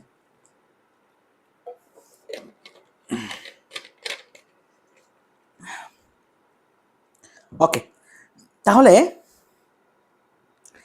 যে সকল মৌল কোনো কোনো সময় ধাতুর মতো আচরণ করে, কোনো কোনো সময় অধাতুর মতো আচরণ করে, তাদেরকে অর্ধধাতু বা অপধাতু বা মেটালয়েড বলা হয়।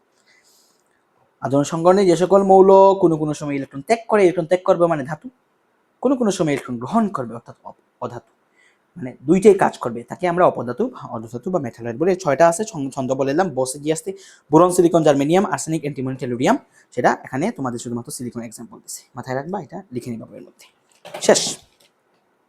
এই হচ্ছে আমার এতটুকু গেল। এখন আসো পারমাণবিক আকার, পরমাণুর আকার বা পরমাণুর ব্যাসার্ধ। সেটা সৃজনশীলে অহরহ পাওয়া যায়। এখন আসো নর্মালি বলো। বাম থেকে ডানে গেলে অর্থাৎ পর্যায় সারণীর পারমাণবিক আকার বা ব্যাসার্ধ, একটা মৌলের পারমাণবিক আকার বা ব্যাসার্ধ হ্রাস পাইব না বৃদ্ধি পাইব? হ্রাস পাইব, কারণ সে বিপাদাক্ষার মধ্যে আছে। আমরা বলছি বিপাদাক্ষার, পারমাণবিক আকারে যে আছে, অর্থাৎ সে বাম থেকে ডানে গেলে হ্রাস পাবে, উপর থেকে নিচে গেলে বৃদ্ধি পাবে। তার মানে কি পাইলাম? পর্যায় সারণীর একই পর্যায়ের, পর্যায় সারণীর সামনে আবার আনি, একই পর্যায়ের বাম থেকে যত ডানে যাব তাদের আকার তত ছোট হবে, আর উপর থেকে নিচে গেলে আকার তত বড় হবে। এখন এটা ব্যাখ্যা পড়ব, ব্যাখ্যাটা আমি দেখাই দিচ্ছি, দেখো। হ্যাঁ, দেখে নাও। এখন তোমরা বলো। আমরা পর্যায় 2 চিন্তা করি। পর্যায় 2 যদি আমরা চিন্তা করি, তাহলে আসো লিথিয়াম।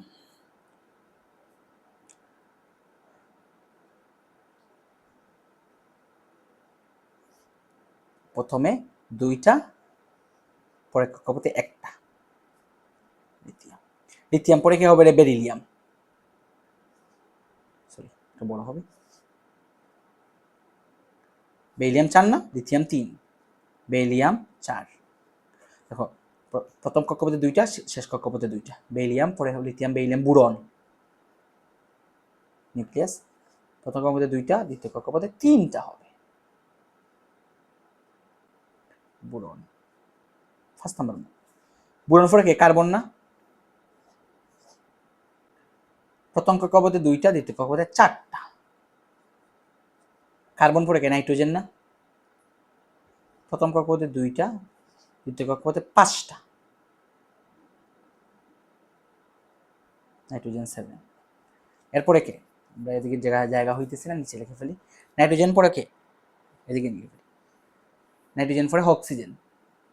প্রথম কক্ষপথে 2টা, দ্বিতীয় কক্ষপথে 6টা। অক্সিজেন 8 নাম্বার মৌল। অক্সিজেন পরে কে? এদিকে ছোট,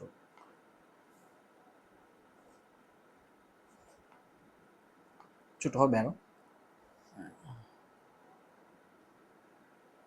7টা। ফ্লোরিন। এরপরে নিয়ন। প্রথম কক্ষপথে 2টা, শেষ কক্ষপথে 8টা। একটু ছোট বড় হয়ে গেছে, কারণ হচ্ছে আমি তো হাতে দিতেছি, এটা আরো ছোট হবে, এটা একটু বড় হবে, একটু বড় দিই, এটা থেকে এটা একটু ছোট হবে, এটা সব থেকে ছোট হবে। আচ্ছা, আসো এখন দেখো, এখানে একই পর্যায়ের আমরা যত বাম থেকে ডানে যাচ্ছি, তত কি হইতেছে? একই পর্যায়ের মধ্যে ইলেকট্রন বাড়তেছে। দেখছো, একই পর্যায় সংখ্যা তো বাড়তেছে না, পর্যায় সংখ্যা কি বাড়তেছে? পর্যায় সংখ্যা বাড়তেছে না, একই পর্যায়ের মধ্যে ইলেকট্রন বাড়তেছে। আমরা জানি ইলেকট্রনের সাথে নিউক্লিয়াসের আকর্ষণ আছে। নিউক্লিয়াসের মধ্যে কি কি পাওয়া যায়? প্রোটন আর নিউট্রন। নিউট্রন তো নিষ্ক্রিয়, প্রোটন হচ্ছে ধনাত্মক। তাহলে ইলেকট্রনের সাথে ইলেকট্রন সংখ্যা যত বাড়বে, তত প্রোটনও বাড়বে, মানে কেন্দ্রের মধ্যে প্রোটনও বাড়বে, অর্থাৎ প্রোটন ইলেকট্রনের কি বাড়বে? আকর্ষণ বাড়বে, অর্থাৎ আমি সেটাকে বলতেছি নিউক্লিয়াসের সাথে আকর্ষণ হতে। ইলেকট্রনের সাথে নিউক্লিয়াসে আকর্ষণ আছে, মানে একজনে যেই পরিমাণ আকর্ষণ করব, দুইজনে আরো বেশি আকর্ষণ করব, তিনজনে আরো বেশি আকর্ষণ করব, চারজনে আরো বেশি আকর্ষণ করব, শেষ কক্ষপথের পাঁচজনে আরো বেশি আকর্ষণ করব, শেষ কক্ষপথের ছয়জনে আরো বেশি আকর্ষণ করব। ঠিক আছে, এখানে এটা এটা এটা আমরা কেটে ফেলি, এখানে ছোট করে দিয়ে দিই। ঠিক আছে, ছয়জনে আরো বেশি আকর্ষণ করব, সাতজনে আরো বেশি আকর্ষণ করব, আটজনে আরো বেশি আকর্ষণ করব, অর্থাৎ এটা এই এই এই এই এই এই এরকম ছোট হইতে থাকবে। কেন? মানে একই পর্যায়ের মধ্যে ইলেকট্রনের সাথে নিউক্লিয়াসের আকর্ষণ বৃদ্ধি পায়, কারণ ইলেকট্রন বৃদ্ধি পাইলে ওই আকর্ষণও বৃদ্ধি পায়। অর্থাৎ একজনে মিললে যেই পরিমাণ টান দিবে, দুইজনে আরো বেশি টান দিবে, তিনজনে আরো বেশি টান দিবে, চারজনে আরো বেশি টান দিবে, টান নিয়ে কাছে চলে আসবে, এরকম তারা এখন কি হইব? কাছে চলে আসবে, কাছাকাছি চলে আসবে। ঠিক আছে, কাছাকাছি। তাহলে সব থেকে নিয়নের ক্ষেত্রে যদি আমরা চিন্তা করি, যে নিয়নের শেষ কক্ষপথে পাওয়া যায় 8টা। কয়টা? 8টা। তাহলে এখানে কি হইব? তার সব থেকে বেশি পরিমাণ আকর্ষণ করবে কার সাথে? নিউক্লিয়াসের সাথে, যার ফলে কি হইব? তার আকার তত ছোট হইব। অর্থাৎ বাম থেকে ডানে গেলে আকার ছোট হয় কেন? একই পর্যায়ে এখানে পর্যায় সংখ্যা বৃদ্ধি পায় না, একই পর্যায়ে ইলেকট্রন বৃদ্ধি পায়। আর ইলেকট্রন বৃদ্ধি পাইলে নিউক্লিয়াসের সাথে ইলেকট্রনের আকর্ষণ তত বৃদ্ধি পায়। একজনের পর একজন, একটা ইলেকট্রন থাকলে যে পরিমাণ আকর্ষণ, দুইটা থাকলে আরো বেশি আকর্ষণ, তিনটা থাকলে আরো বেশি আকর্ষণ, চারটা থাকলে আরো বেশি আকর্ষণ, পাঁচটা থাকলে আরো বেশি আকর্ষণ, ছয়টা থাকলে আরো বেশি আকর্ষণ। একই পর্যায়ে ইলেকট্রন বাড়ে, অর্থাৎ নিউক্লিয়াসের সাথে আকর্ষণ বাড়ে। আর নিউক্লিয়াসের সাথে যত আকর্ষণ বাড়ে তখন তারা তত কাছাকাছি আসে, আর যত কাছাকাছি আসবে তাদের মানে শেষ কক্ষপথ তত কাছাকাছি আসে, আর যত নিউক্লিয়াসে যত কাছাকাছি আসবে তার মানে কি হবে? তার আকার তত ছোট হবে। এই তো ব্যাখ্যা শেষ। আর উপর থেকে নিচে গেলে প্রতি ক্ষেত্রে তার একটা কি করবে? বাড়বে রে। প্রতি ক্ষেত্রে তার একটা কক্ষপথ বাড়বে। ফর এক্সাম্পল হাইড্রোজেনের কক্ষপথ একটা। হিলিয়াম চিন্তা করলে, হিলিয়াম না, ধরো লিথিয়াম, মানে গ্রুপ 1, লিথিয়াম চিন্তা করলে 2টা, সোডিয়াম চিন্তা করলে 3টা, পটাশিয়াম চিন্তা করলে 4টা। অর্থাৎ প্রতি ক্ষেত্রে কি হয়? তার একটা করে কক্ষপথ বৃদ্ধি পায়। বুঝা গেছে? তাহলে কক্ষপথ বৃদ্ধি পায় মানে কি? নিউক্লিয়াস থেকে শেষ কক্ষপথের দূরত্ব বৃদ্ধি পায়। দূরত্ব বৃদ্ধি পাইলে কি হবে? নিউক্লিয়াসের প্রতি ইলেকট্রনের আকর্ষণ হ্রাস পায়, দূরত্ব বৃদ্ধি পায়, আস্তে আস্তে বড় হয়। বুঝা গেছে? আশা করি তুমি বুঝে ফেলছো। এখন আসলে বইয়ের মধ্যে বুঝাই দিছি। দেখো, পরমাণুর আকার তথা পারমাণবিক ব্যাসার্ধ একটি পর্যাবৃত্ত ধর্ম। যে কোনো একটি পর্যায়ে যতই বাম দিক থেকে ডান দিকে যাওয়া যায়, পরমাণু আকার বা পারমাণবিক ব্যাসার্ধ তত কমতে থাকে, এবং যে কোনো একটি গ্রুপের যতই উপর থেকে নিচে যাওয়া যায়, তার পরমাণু আকার বা পারমাণবিক ব্যাসার্ধ তত বাড়তে থাকে। অলরেডি আমরা পড়ে ফেলছি। একই পর্যায়ে বাম দিক থেকে ডান দিকে যাওয়া যায়, একই পর্যায়ের বাম দিক থেকে যত ডান দিকে যাওয়া যায়, পারমাণবিক সংখ্যা তত বাড়তে থাকে। পারমাণবিক সংখ্যা অর্থাৎ আস্তে আস্তে ইলেকট্রন বাড়ে, কিন্তু প্রধান শক্তি স্তরের সংখ্যা বাড়ে না। মানে পারমাণবিক সংখ্যা বাড়ে মানে কি রে? ইলেকট্রন বাড়ে। বুঝা গেছে? পারমাণবিক সংখ্যা বাড়লে ইলেকট্রন বাড়ে, জানি আমরা। শক্তিস্তর বাড়ে না। পারমাণবিক সংখ্যা বাড়লে নিউক্লিয়াসে প্রোটন সংখ্যা বাড়ে, আমরা জানি। মানে পারমাণবিক সংখ্যা বাড়া মানে তো প্রোটন ইলেকট্রন বাড়া, জানি আমরা। পারমাণবিক সংখ্যা সমান প্রোটন সংখ্যা সমান ইলেকট্রন সংখ্যা, অলরেডি আমরা অধ্যায় 3 পড়ছি। তার মানে প্রোটন সংখ্যাও বাড়বে, ইলেকট্রন সংখ্যাও বাড়বে, অর্থাৎ নিউক্লিয়াসের অধিক পরিমাণ প্রোটন পাওয়া যাবে। নিউক্লিয়াসে অধিক পরিমাণ প্রোটন পাওয়া যাবে। নিউক্লিয়াসের সাথে তো ইলেকট্রন আকর্ষণ করে। কেন আকর্ষণ করে? নিউক্লিয়াসের মধ্যে কি আছে? প্রোটন আছে, এজন্যই। আচ্ছা, নিউক্লিয়াসের অধিক সংখ্যক প্রোটন এবং নিউক্লিয়াসের বাইরের অধিক সংখ্যক ইলেকট্রন মধ্যে আকর্ষণ বেশি হলে হয়, ফলে ইলেকট্রনগুলো শক্তিস্তর নিউক্লিয়াসের কাছে চলে আসে, যে বললাম কনজেস্টেড হয়ে যায়, যার ফলে পরমাণুর আকার ছোট হয়। এটাই মেন কথা, যে একই কক্ষপথের মধ্যে ক্রমান্বয়ে ইলেকট্রন বাড়ে, কক্ষপথ বৃদ্ধি পায় না, ইলেকট্রন বাড়ে। ইলেকট্রন যত বাড়বে তত নিউক্লিয়াসের সাথে তার আকর্ষণ বাড়বে, আর আকর্ষণ যত বাড়বে সে তত ছোট হবে। আবার একই গ্রুপের যত উপর থেকে নিচের দিকে যাওয়া যায়, ততই বাইরের দিকে একটি করে নতুন শক্তিস্তর যুক্ত হয়। যে একটু আগে দেখাইলাম, একটি করে নতুন শক্তিস্তর যুক্ত হয়। বুঝা গেছে? একটি নতুন শক্তিস্তর যুক্ত হইলে কি তার আকার বৃদ্ধি পাবে না? তার আকার বৃদ্ধি পাবে। বুঝা গেছে? একই গ্রুপের উপর থেকে নিচের দিকে গেলে নিউক্লিয়াসের প্রোটন সংখ্যা এবং বাইরের কক্ষপথে ইলেকট্রন সংখ্যা বৃদ্ধির জন্য আকর্ষণ বৃদ্ধি হয়ে পরমাণুর আকার যতটুকু হ্রাস পায়, নতুন একটি শক্তিস্তর যোগ হওয়ার কারণে। দেখো, তোমার কাছে মনে হইতে পারে, স্যার কি হয় এখানে? তো ইলেকট্রন তো বাড়ে, ইলেকট্রন তো বাড়ে, অথবা মনে করো ইলেকট্রনের সাথে তো নিউক্লিয়াসের আকর্ষণ আছে, বাট আকর্ষণ আছে, ওকে ফাইন, বাট নতুন যে শক্তি স্তরটা বাড়ে, এই শক্তি স্তর বাড়ার কারণে যে পরিমাণ আকার বৃদ্ধি পায়, আকর্ষণের ফলে সেই পরিমাণ আকার হ্রাস পাইতে পারে না। দ্যাটস ওয়াই উপর থেকে নিচে গেলে কি হয়, নতুন নতুন শক্তি স্তর যুক্ত হয় এবং তার আকার বৃদ্ধি পায়। এই হচ্ছে ব্যাখ্যা। এখানে আশা করি তুমি কনসেপ্টটা বুঝে ফেলছো। চিত্র একে এরকম চিত্র একে ব্যাখ্যা দিবা, চিত্র একে ব্যাখ্যা দিবা, আর হচ্ছে আমার কথা বইয়ের কথা মিলাইয়া তুমি একটা সুন্দর করে ব্যাখ্যা দিয়ে দিবা। শেষ, পারমাণবিক আকার শেষ। সৃজনশীলের টপিক এগুলো পরীক্ষায় অহরহ অহরহ পাওয়া যায়। ওকে, এরপরে আমরা আয়নীকরণ শক্তি চলে আসি, which is very very important আরেকটা টপিক, আয়নীকরণ শক্তি। দেখো সংজ্ঞাটা দেখে নাও, ভেরি ভেরি ইম্পর্টেন্ট। ক নম্বরের প্রশ্ন, সংজ্ঞা, আয়নীকরণ শক্তি কাকে বলে? গ্যাসীয় অবস্থায় কোনো মৌলের এক মূল গ্যাসীয় পরমাণু থেকে এক মূল ইলেকট্রন অপসারণ করে এক মূল ধনাত্মক আয়নে পরিণত করতে যেই পরিমাণ শক্তির প্রয়োজন হয় তাকে ওই মৌলের আয়নীকরণ শক্তি বলা হয়। কি বলতেছি? আয়নীকরণ শক্তি। যে এক কথা যদি বলি, আয়নে পরিণত করব, কোন আয়নে? ধনাত্মক আয়নে। বুঝা গেছে? ইলেকট্রন ত্যাগ করে ধনাত্মক আয়নে পরিণত করতে যেই পরিমাণ শক্তির প্রয়োজন, অর্থাৎ একটা ইলেকট্রন বের করে দিতে যেই পরিমাণ শক্তির প্রয়োজন, সেটাকে আমরা কি বলি? আয়নীকরণ শক্তি। গ্যাসীয় অবস্থায় কোনো মৌলের এক মূল গ্যাসীয় পরমাণু থেকে এক মূল ইলেকট্রন অপসারণ করে এক মূল ধনাত্মক আয়নে পরিণত করতে যেই পরিমাণ শক্তির প্রয়োজন হয় তাকে ওই মৌলের আয়নীকরণ শক্তি বলে। Very very very very very very very very important, এটা মাস্ট টু নো টপিক। আয়নীকরণ শক্তি কি হয় বলো তো? আয়নীকরণ শক্তি বিপাদকের মধ্যে আছে নাই? তাহলে বাম থেকে ডানে কি হবে?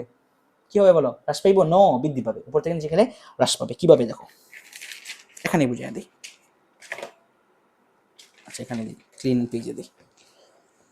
বাম থেকে ডানে গেলে আমরা বলছি আকার ছোট হয়। বাম থেকে ডানে গেলে আকার ছোট হয় কেন? এই যে নিউক্লিয়াসের সাথে ইলেকট্রনের কি হয়, আকর্ষণটা বেশি হয়। তোমরা আমাকে বলো, তাহলে এখানে আকর্ষণ, এখানে আকর্ষণ, নিউক্লিয়াসের সাথে ইলেকট্রন আকর্ষণ হচ্ছে, এখানে আকর্ষণ আরো বেশি, এখানে আকর্ষণ আরো বেশি, এখানে আকর্ষণ আরো বেশি, এটাতে আকর্ষণ আরো বেশি, এটাতে আকর্ষণ আরো বেশি, এটাতে আকর্ষণ আরো বেশি, এটাতে আকর্ষণ আরো বেশি। তাহলে এখানে তুলনামূলক এই দিকে আকর্ষণ কম না? তার মানে এখান থেকে যত ইজিলি একটা বের করতে পারবো, এখান থেকে বের করতে একটা শক্তি বেশি লাগবে, এখান থেকে বের করতে আরো শক্তি বেশি লাগবে, এখান থেকে বের করতে আরো বেশি শক্তি লাগবে, এখান থেকে বের করতে আরো বেশি শক্তি লাগবে। এখন এখানে তো বেশি আকর্ষণ, মানে একদম বেশি টাইট করে আছে, এখান থেকে ছড়াইতে আমার বেশি পরিমাণ শক্তি দেওয়া লাগবে। আর এখানে একটু ঢিলা, তুলনামূলকভাবে এখানে একটু ঢিলা প্রথমটায়, তাহলে এখান থেকে ছাড়াইতে যেই পরিমাণ শক্তি লাগবে, মানে এখান থেকে শক্তি যদি লাগে মনে করো, একটা এক্সাম্পল 100 কিলো জুল, এখান থেকে লাস্টের এইটা থেকে এরকম একদম কনজাস্টেড অবস্থায় আছে, এখান থেকে 500 কিলো জুল লাগবে। আমি বুঝতে পারছি, মানে বেশি লাগবে, বেশি পরিমাণ শক্তি দিয়ে ছড়াই দিবে, কারণ সে একদম চাপ মেরে একদম খুব ভালো একটা বন্ডিং, কারণ দূরত্ব কম তো, একদম খুব কাছাকাছি অবস্থায় খুব ভালো একটা শক্তিশালী অবস্থা নিয়ে তার আছে। বুঝা গেছে? তাহলে বাম থেকে ডানে যত যাব তার আয়নীকরণ শক্তি বৃদ্ধি পাবে, অর্থাৎ একটা ইলেকট্রন বাইর করে দিতে আমার বেশি পরিমাণ শক্তির প্রয়োজন হইব। কেন হইব বুঝা গেছে তো? যেহেতু, তাহলে কি লিখবা? আমরা জানি, প্রথমে বলবা, প্রথমে তো বলে ফেলবা, আমার কথা মনোযোগ সহকারে শোনো। প্রথমে কি বলবা? যে আমরা জানি একই পর্যায়ের বাম থেকে ডানে গেলে, একই পর্যায়ের বাম থেকে ডানে গেলে আয়নীকরণ শক্তি বৃদ্ধি পায়, উপর থেকে নিচে গেলে আয়নীকরণ শক্তি হ্রাস পায়। কেন? একই পর্যায়ে বাম থেকে ডানে গেলে, একই পর্যায়ে, আমার কথা হলো মনোযোগ সহকারে শুনো, প্রয়োজনে ওই ওই ওই অংশটুকু বারবার রিপিট করবা। আমরা জানি একই পর্যায়ের বাম থেকে ডানে গেলে আকার হ্রাস পায়। বাম থেকে ডানে গেলে আকার হ্রাস পাওয়ার কারণে তাদের নিউক্লিয়াসের সাথে ইলেকট্রনের আকর্ষণ বেশি হয়।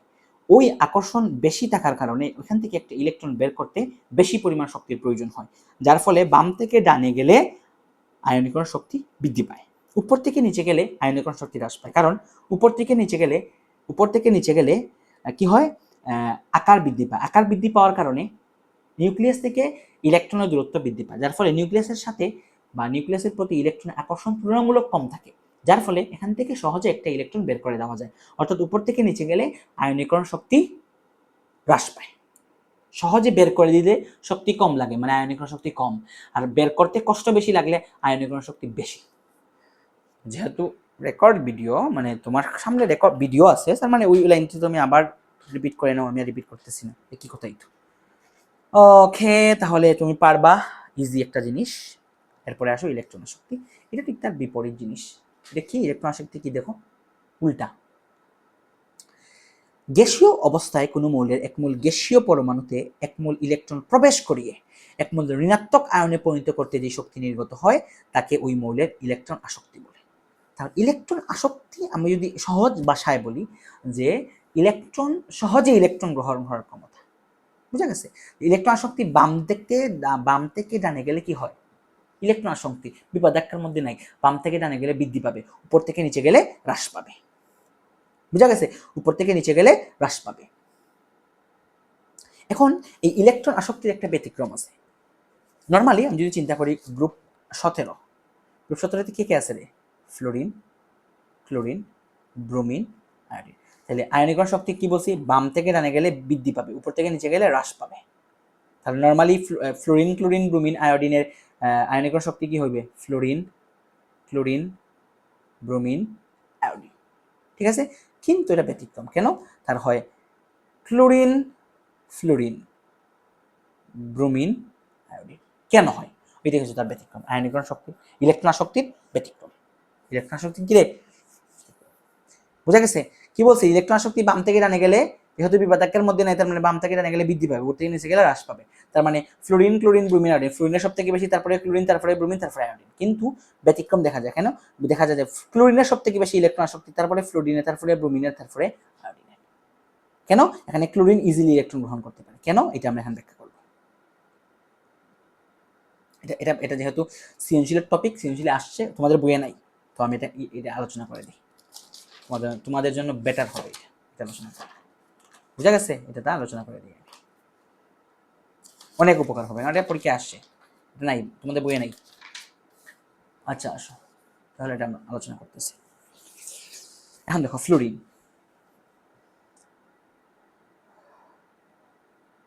ফ্লোরিনের যদি আমরা ইলেকট্রন বিন্যাস করি, এখানে আছে 2টি ইলেকট্রন প্রথম কক্ষপথে, দ্বিতীয় কক্ষপথে আছে 8টা ইলেকট্রন,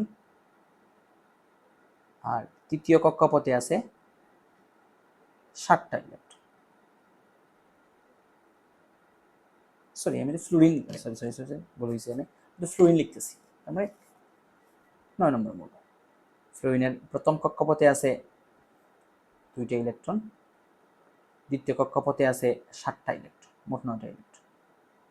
বুঝো? ক্লোরিনের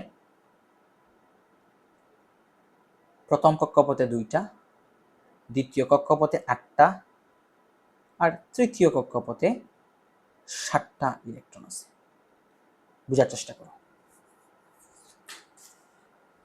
এখন আমরা এখান থেকে 2টা ওয়ার্ড শিখব, সেটা হচ্ছে ইফেক্টিভ নিউক্লিয়ার চার্জ, আর একটা হচ্ছে শেল্ডিং ইফেক্ট অফ ইলেকট্রন।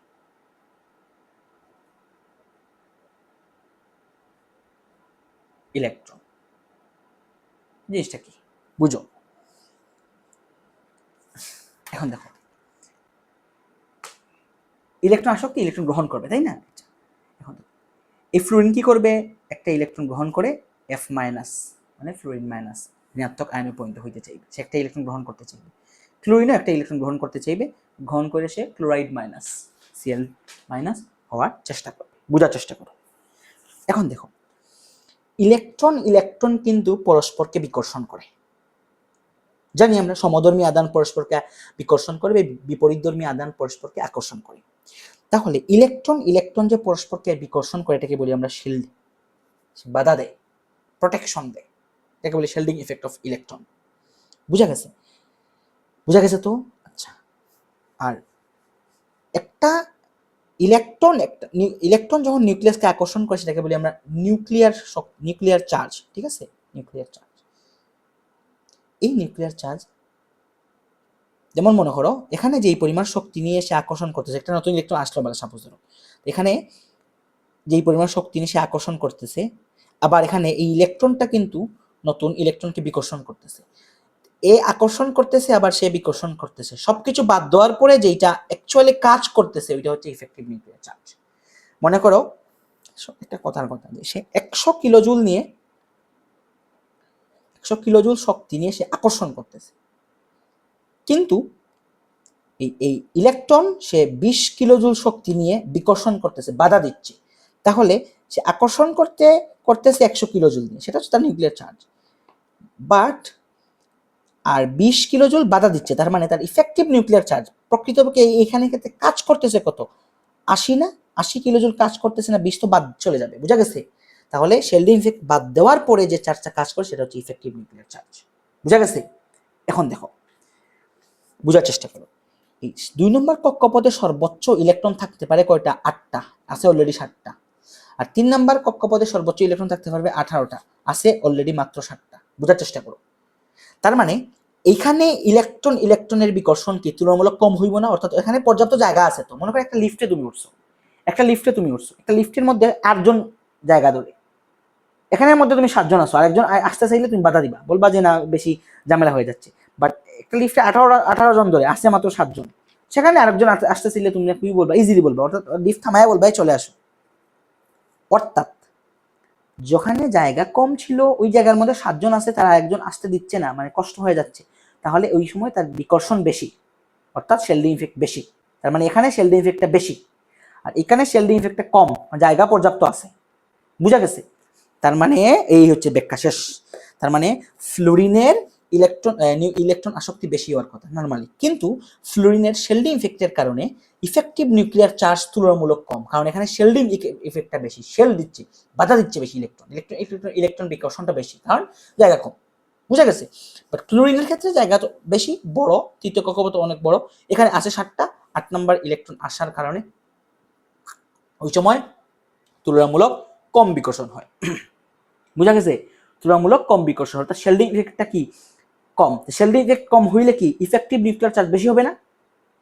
ঠিক আছে, আর এখানে শেলডিং ইফেক্টটা বেশি, তাহলে ইফেক্টিভ নিউক্লিয়ার চার্জ কম, তাহলে ইফেক্টিভ নিউক্লিয়ার চার্জ যদি কম হয় অর্থাৎ সে কম শক্তিতে আকর্ষণ করতেছে, এখানে সে বেশি শক্তিতে আকর্ষণ করতেছে, তাহলে এটা কি এখানে ইলেকট্রন আকর্ষণ বেশি, ইলেকট্রন আসক্তি বেশি, আর এখানে ইলেকট্রন আসক্তি কম, অর্থাৎ ক্লোরিনের ইলেকট্রন আসক্তি বেশি, ফ্লুরিনের ইলেকট্রন আসক্তি কম।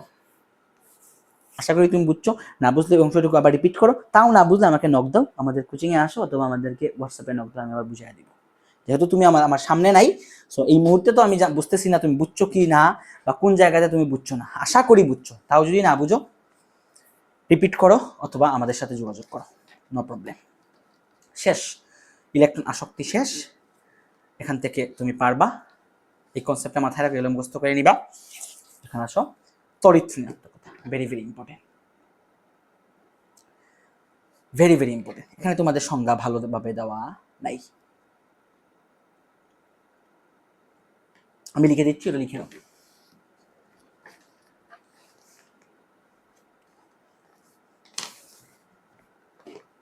লিখে নাও, তড়িৎ ঋণাত্মকতা, সমযোজী বন্ধনে আবদ্ধ পরমাণুদ্বয় দ্বারা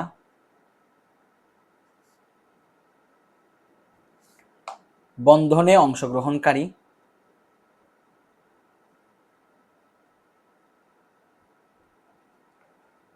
অংশগ্রহণকারী ইলেকট্রন জোড়াকে নিজের দিকে আকৃষ্ট করার ক্ষমতাকে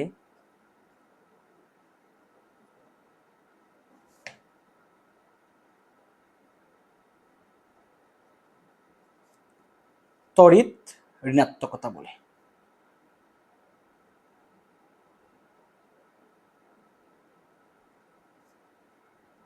কিভাবে? মনে করো এ একটা পরমাণু, বি আর একটা পরমাণু, এটা সমযোজী বন্ধনে আবদ্ধ হয়েছে। আমরা যে সমযোজী বন্ধনে একজনে একটা ইলেকট্রন দিবে আর একজনে একটা ইলেকট্রন দিবে, এবার ইলেকট্রন শেয়ারের মাধ্যমে বন্ধন গঠিত হয়, সেটা আমরা অধ্যায় 5-এ পড়বো, তখন দেখে নাও। ইলেকট্রন শেয়ারের মাধ্যমে, ভাগাভাগির মাধ্যমে, বুঝা গেছে? মনে করো আমরা ব্যবসা করতেছি, তুমি দিলা 50,000, আমি দিলাম 50,000, 1 লক্ষ। ব্যবসাতে 50,000 ইনভেস্ট করলাম, দুইজন মালিক, 1 লক্ষ টাকা হওয়ার পরে দুইজনের লোভ হয়ে গেল, এখন আমিও দাবি করলাম যে এই 1 লক্ষ টাকা আমার, ওই আরেকজন দাবি করলো এই 1 লক্ষ টাকা তার, বুঝা গেছে? বন্ধনে অংশগ্রহণ করার সময় একজন ইলেকট্রন শেয়ার করছে, শেয়ার করার পরে যখন এই ইলেকট্রনকে এই এও টানবে বিও টানবে, তারা আকৃষ্ট করবে, এই আকৃষ্ট করার ক্ষমতাই হচ্ছে তড়িৎ ঋণাত্মকতা। আকৃষ্ট করার ক্ষমতা যার বেশি, তড়িৎ ঋণাত্মকতা তার তত বেশি। আশা করি বুঝছো, এই জন্য বলতেছি সমযোজী বন্ধনে আবদ্ধ পরমাণুদ্বয় দ্বারা এই দুইটা দ্বারা বন্ধনে অংশগ্রহণকারী ইলেকট্রন জোড়া, এই ইলেকট্রন জোড়াকে নিজের দিকে আকৃষ্ট করার ক্ষমতাকে তড়িৎ ঋণাত্মকতা বলা হয়। ক্লিয়ার? দেখো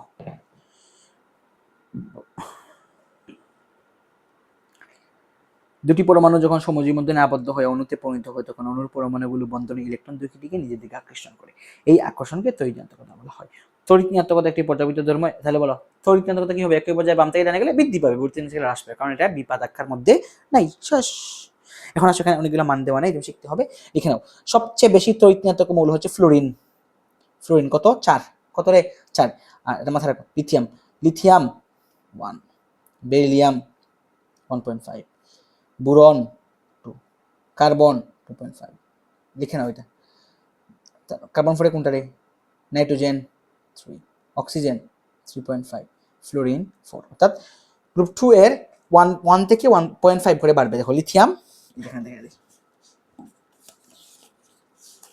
এখানে দেখে নাও, এই যে লিথিয়াম বাম থেকে, লিথিয়াম এটা 1 হবে, বেরিলিয়াম 0.5 করে বাড়বে 1.5।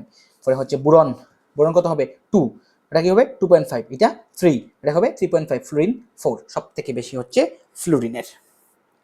বুঝা গেছে? বুঝাইতে পারছি কিনা বলো?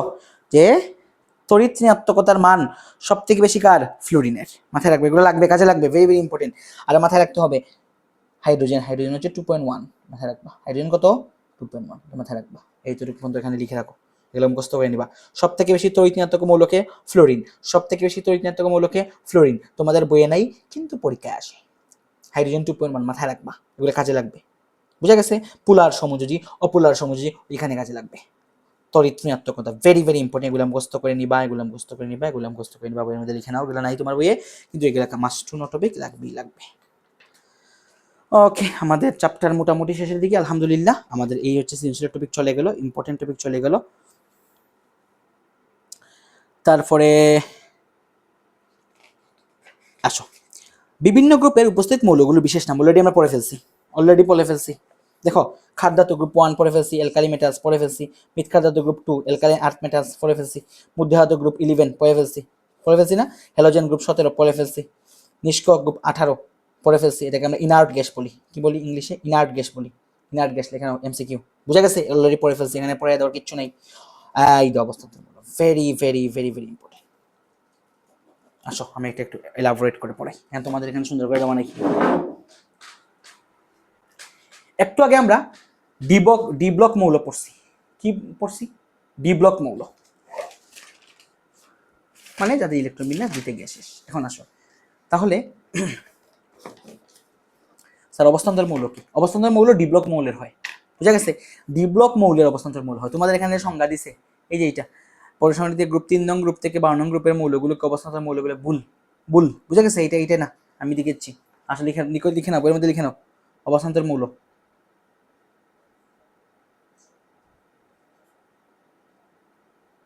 লিখে নাও, দেখো ডি ব্লক মৌলের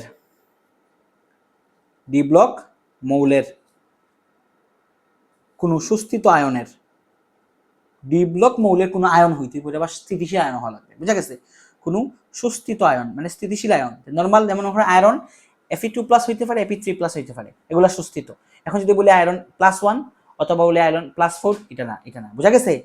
তাহলে ডি ব্লক মৌলের কোনো সুস্থিত আয়নের কি বলছি আবার বলো, ডি ব্লক মৌল হওয়া লাগবে এবং ওই মৌলের কোনো একটা আয়ন হওয়া লাগবে যেটা স্থিতিশীল। কোনো সুস্থিত আয়নের ইলেকট্রন বিন্যাসে যদি ঠিক আছে ডি অরবিটাল আংশিক পূর্ণ থাকে, আংশিক পূর্ণ কতটা মানে কি?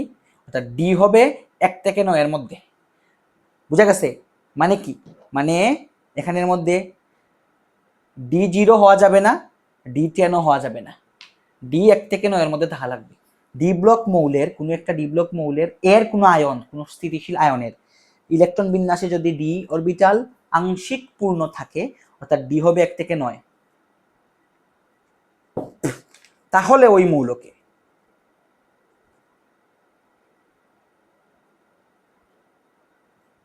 অবস্থান্তর মৌল বলা হয়। লিখে নাও, লিখে নাও, তোমাদের বইয়ে নাই, লিখে নাও। এটা একটা একটা আলাদা পেজ লাগাই নাও এখানে, হ্যাঁ, সাদা, ওইখানে নোট করে আলাদা পেজ আকারে এখানে লাগাই দিবা। অনেক কিছু লিখে দিব তো, ওখানে তোমাদের বইয়ে নাই। ঠিক আছে, অবস্থান্তর মৌল বলা হয়। এখন আসো, অবস্থান্তর মৌলের বৈশিষ্ট্য লিখে নাও। তোমাদের বইয়ে নাই এগুলা, পরীক্ষায় আসবে, এগুলা পরীক্ষায় আসে। কি জটিল যৌগ গঠন করে,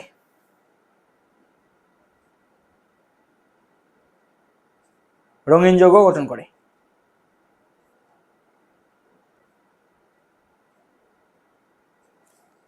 জটিল যৌগ গঠন করে, রঙিন যৌগ গঠন করে, প্রভাবক হিসাবে কাজ করে,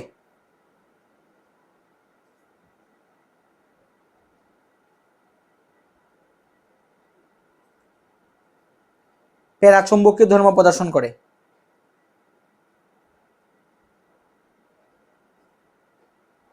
প্যারাচুম্বকীয় ধর্ম প্রদর্শন করে।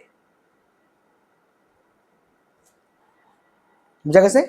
জটিল যৌগ গঠন করে, রঙিন যৌগ গঠন করে, প্রভাবক হিসাবে কাজ করে, প্যারাচুম্বকীয় ধর্ম প্রদর্শন করে। পরে হচ্ছে পরিবর্তনশীল যোজনী প্রদর্শন করে, পরিবর্তনশীল যোজনী প্রদর্শন করে। এইগুলো হচ্ছে অবস্থান্তর মৌলের বৈশিষ্ট্য। বইয়ে নাই, লিখে নাও। এটা এটা কাজ করবে। আমি বলি, একটা পেজ, বইয়ের পেজের সাইজে কেটে নিবা, কেটে ওই পেজের মধ্যে সুন্দর করে ছোট করে নোট করে নিবা, নোট করে তারপর এখানে আঠা দিয়ে পেজ আকারে, এক্সট্রা পেজ আকারে লাগাই দিবা। আমি যে কথাগুলো বলতেছি এক্সট্রা, এখান থেকে প্রশ্ন আসবে, ভেরি ভেরি ইম্পর্টেন্ট। বইয়ে নাই কিন্তু এখান থেকে প্রশ্ন আসে। ওকে, এখান থেকে এতটুকু হয়ে গেল। তারপর এখন আসো, কোনগুলো অবস্থান্তর মৌল চিনব। আসো লিখে নাও।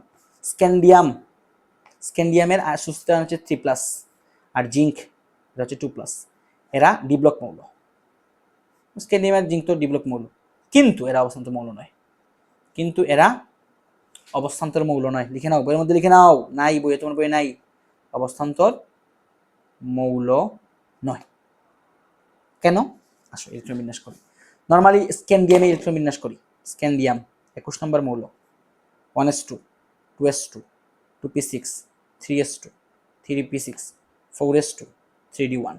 মানে স্ক্যান্ডিয়াম 3+, 3টা চলে যাবে, তাহলে শেষ কক্ষপথ থেকে 2টা চলে গেল, 4s থেকে চলে গেল 2টা, আর একটা গেল 3d1, 3টা চলে গেছে। তাহলে এখানে ডি কত হয়ে গেল? 0 হয়ে গেল না? ডি কত হয়ে গেল? 0 হয়ে গেল না? আমরা কি বলতেছি যে ডি ব্লক মৌল হওয়া লাগবে। এটা তো ডি ব্লক মৌল, ওকে। বা ডি ব্লক মৌল হবে এবং ডি ব্লক মৌলে কোনো সুস্থিত আয়ন থাকা লাগবে, ওকে। সুস্থিত আয়ন, স্ক্যান্ডিয়াম 3+, ওই আয়নে ইলেকট্রন বিন্যাস হওয়া লাগবে ডি এক থেকে নয়। কিন্তু ওই আয়নে ইলেকট্রন বিন্যাস ডি পেলাম 0, তাহলে এটা কি অবস্থান্তর মৌল হইল? নো, এটা অবস্থান্তর মৌল নয়। এটা ডি ব্লক মৌল, ঠিক আছে, বাট এটা অবস্থান্তর মৌল নয়। ক্লিয়ার? জিঙ্ক আসো। জিঙ্ক 30 নম্বর মৌল। ইলেকট্রন বিন্যাস নরমালি করি। 1s2, 2s2, 2p6, 3s2, 3p6, 4s2, 3d10। Zinc 2+, মানে শেষ কক্ষপথ থেকে 2টা চলে গেছে, 4s থেকে 2টা চলে গেছে, তাহলে 3d কত? 10 না? আমরা তো বলছি 3d 1 থেকে 9 হওয়া লাগবে। আমরা কি বলছি? 3d 1 থেকে 9 হওয়া লাগবে, এখানে হয়েছে 3d10। সুস্থিত আয়ন, জিঙ্কের একমাত্র সুস্থিত আয়ন হচ্ছে জিঙ্ক 2+। তাহলে সেটা কি অবস্থান্তর মৌল? না, জিঙ্ক অবস্থান্তর মৌল নয়। বুঝতে পারছি? একটা এক্সাম্পল দিয়ে দিই। মনে করো আয়রন Fe2+, Fe আয়রন, আয়রনে ইলেকট্রন বিন্যাস করি আমরা। আয়রন 26 নম্বর মৌল, 1s2, 2s2, 2p6, 3s2, 3p6, 4s2, 3d6। Iron যদি আমরা 2+ বলি, এই দেখো 4s2 চলে গেছে, 3d6 আছে, ওকে, 1 থেকে 9 এর মধ্যে মানতেছি। আয়রন যদি আমরা 3+ করি, তার মানে 4s2 যাবে লগে 3d6, দেখো 3d6 এর মধ্যে এখানে দেখো 1টা 2টা 3টা 4টা, সরি 3d6 না, তার মানে কি হবে? কুণ্ডলিতে করে একটা একটা বসাই, 1টা 2টা 3টা 4টা 5টা 6টা আছে। দেখো অর্ধপূর্ণ অবস্থায় অধিক স্থিতিশীল না? আমরা অধ্যায় 3-এ পড়ছি। তার মানে এই যে এটা যদি ছেড়ে দেয় তাহলে সে অর্ধপূর্ণ হয়ে গেল, অধিক স্থিতিশীল হইতে পারবে। তার মানে একটা ছাড়তে পারবে, 3 হইতো। Fe2+ হইতে পারে, Fe3+ হইতে পারে। 3+ হইলো, 3+ হইলে এখানে কি হবে? 3d5 হবে। 3d6 এর পরিবর্তে কি হবে? 3d5 হবে। ঠিক আছে, তার মানে সে কি হইতে পারে? 1 থেকে 9 এর মধ্যে ডি, 1 থেকে 9 এর মধ্যে, অর্থাৎ সে কি অবস্থান্তর মৌল। বুঝতে পারছি? মাথায় রাখবা। স্ক্যান্ডিয়াম এবং জিঙ্ক, স্ক্যান্ডিয়াম 3+, জিঙ্ক 2+। স্ক্যান্ডিয়াম এবং জিঙ্ক এরা ডি ব্লক মৌল, কিন্তু এরা অবস্থান্তর মৌল নয়। এরা অবস্থান্তর মৌল নয়। Very very important. নোট করে নাও, এগুলো তোমার বইয়ে নাই, এগুলো নোট করে নাও, ভেরি ভেরি ইম্পর্টেন্ট। শেষ। ওকে, আমাদের শেষ, পড়া শেষ, আমরা সামনে শেষ করে ফেলি, অধ্যায়টা শেষ করে ফেলি। আমি যা বলছি এর বাইরে কোনো পড়া নেই, কোনো পড়া নেই ভাই। আর কোনো ভাইয়ার ক্লাস করতে হবে না, আর কোনো কিচ্ছু করতে হবে না, আর কোনো ওয়ান শট কান শট, কত কত শর্ত আছে। আমার শট লাগবে না রে ভাই, আমার ওই এই একটা শট দিলেই হবে ইনশাআল্লাহ। এর বাইরে কোনো পড়া নাই, তার কিচ্ছু লাগবে না, এখান থেকে 100% কমন। আর কোনো প্রশ্ন, এর বাইরে আর কোনো প্রশ্ন তুমি দেখাইতে পারবে না, বুঝে গেছে? তারপরে আমি এমসিকিউ তো ওয়ান শট নিব, সিকিউ ওয়ান শট নিব, শেষ। এখান থেকে কিছু লাগবে না। চলে এখানে চলে আসে, এই পেজটার কথা বলে ফেলি।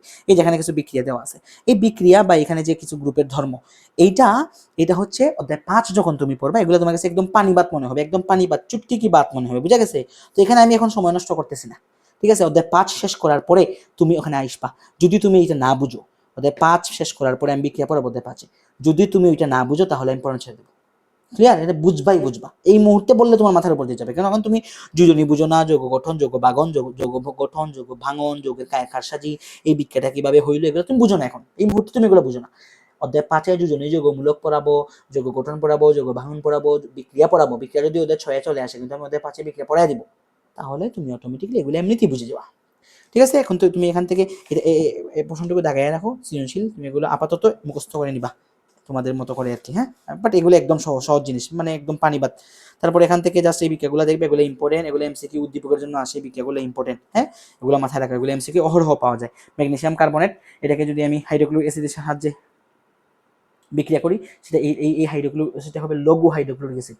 তাহলে লবণ, magnesium chloride, carbon die oxide পাবো, গ্যাস, সেটা উড়ে যাবে এবং পানি পাবো। এটা আমি বিস্তারিত আলোচনা করবো, দরকার হয় আমি ওদের 5 শেষ করে, বিক্রিয়া শেষ করে ওইখানে আমরা রিপিট করবো, কোনো সমস্যা নেই।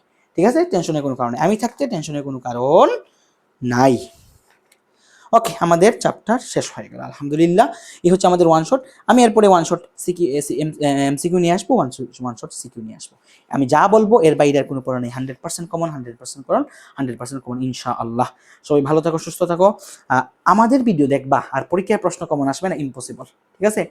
ওকে, আসসালামু আলাইকুম ওয়া রাহমাতুল্লাহি ওয়া বারাকাতুহু। সবাই খুব ভালো করে পড়াশোনা করো। দেখা হবে এই চ্যাপ্টারের এমসিকিউ ওয়ান শট নিয়ে, এই চ্যাপ্টারের সিকিউ ওয়ান শট নিয়ে।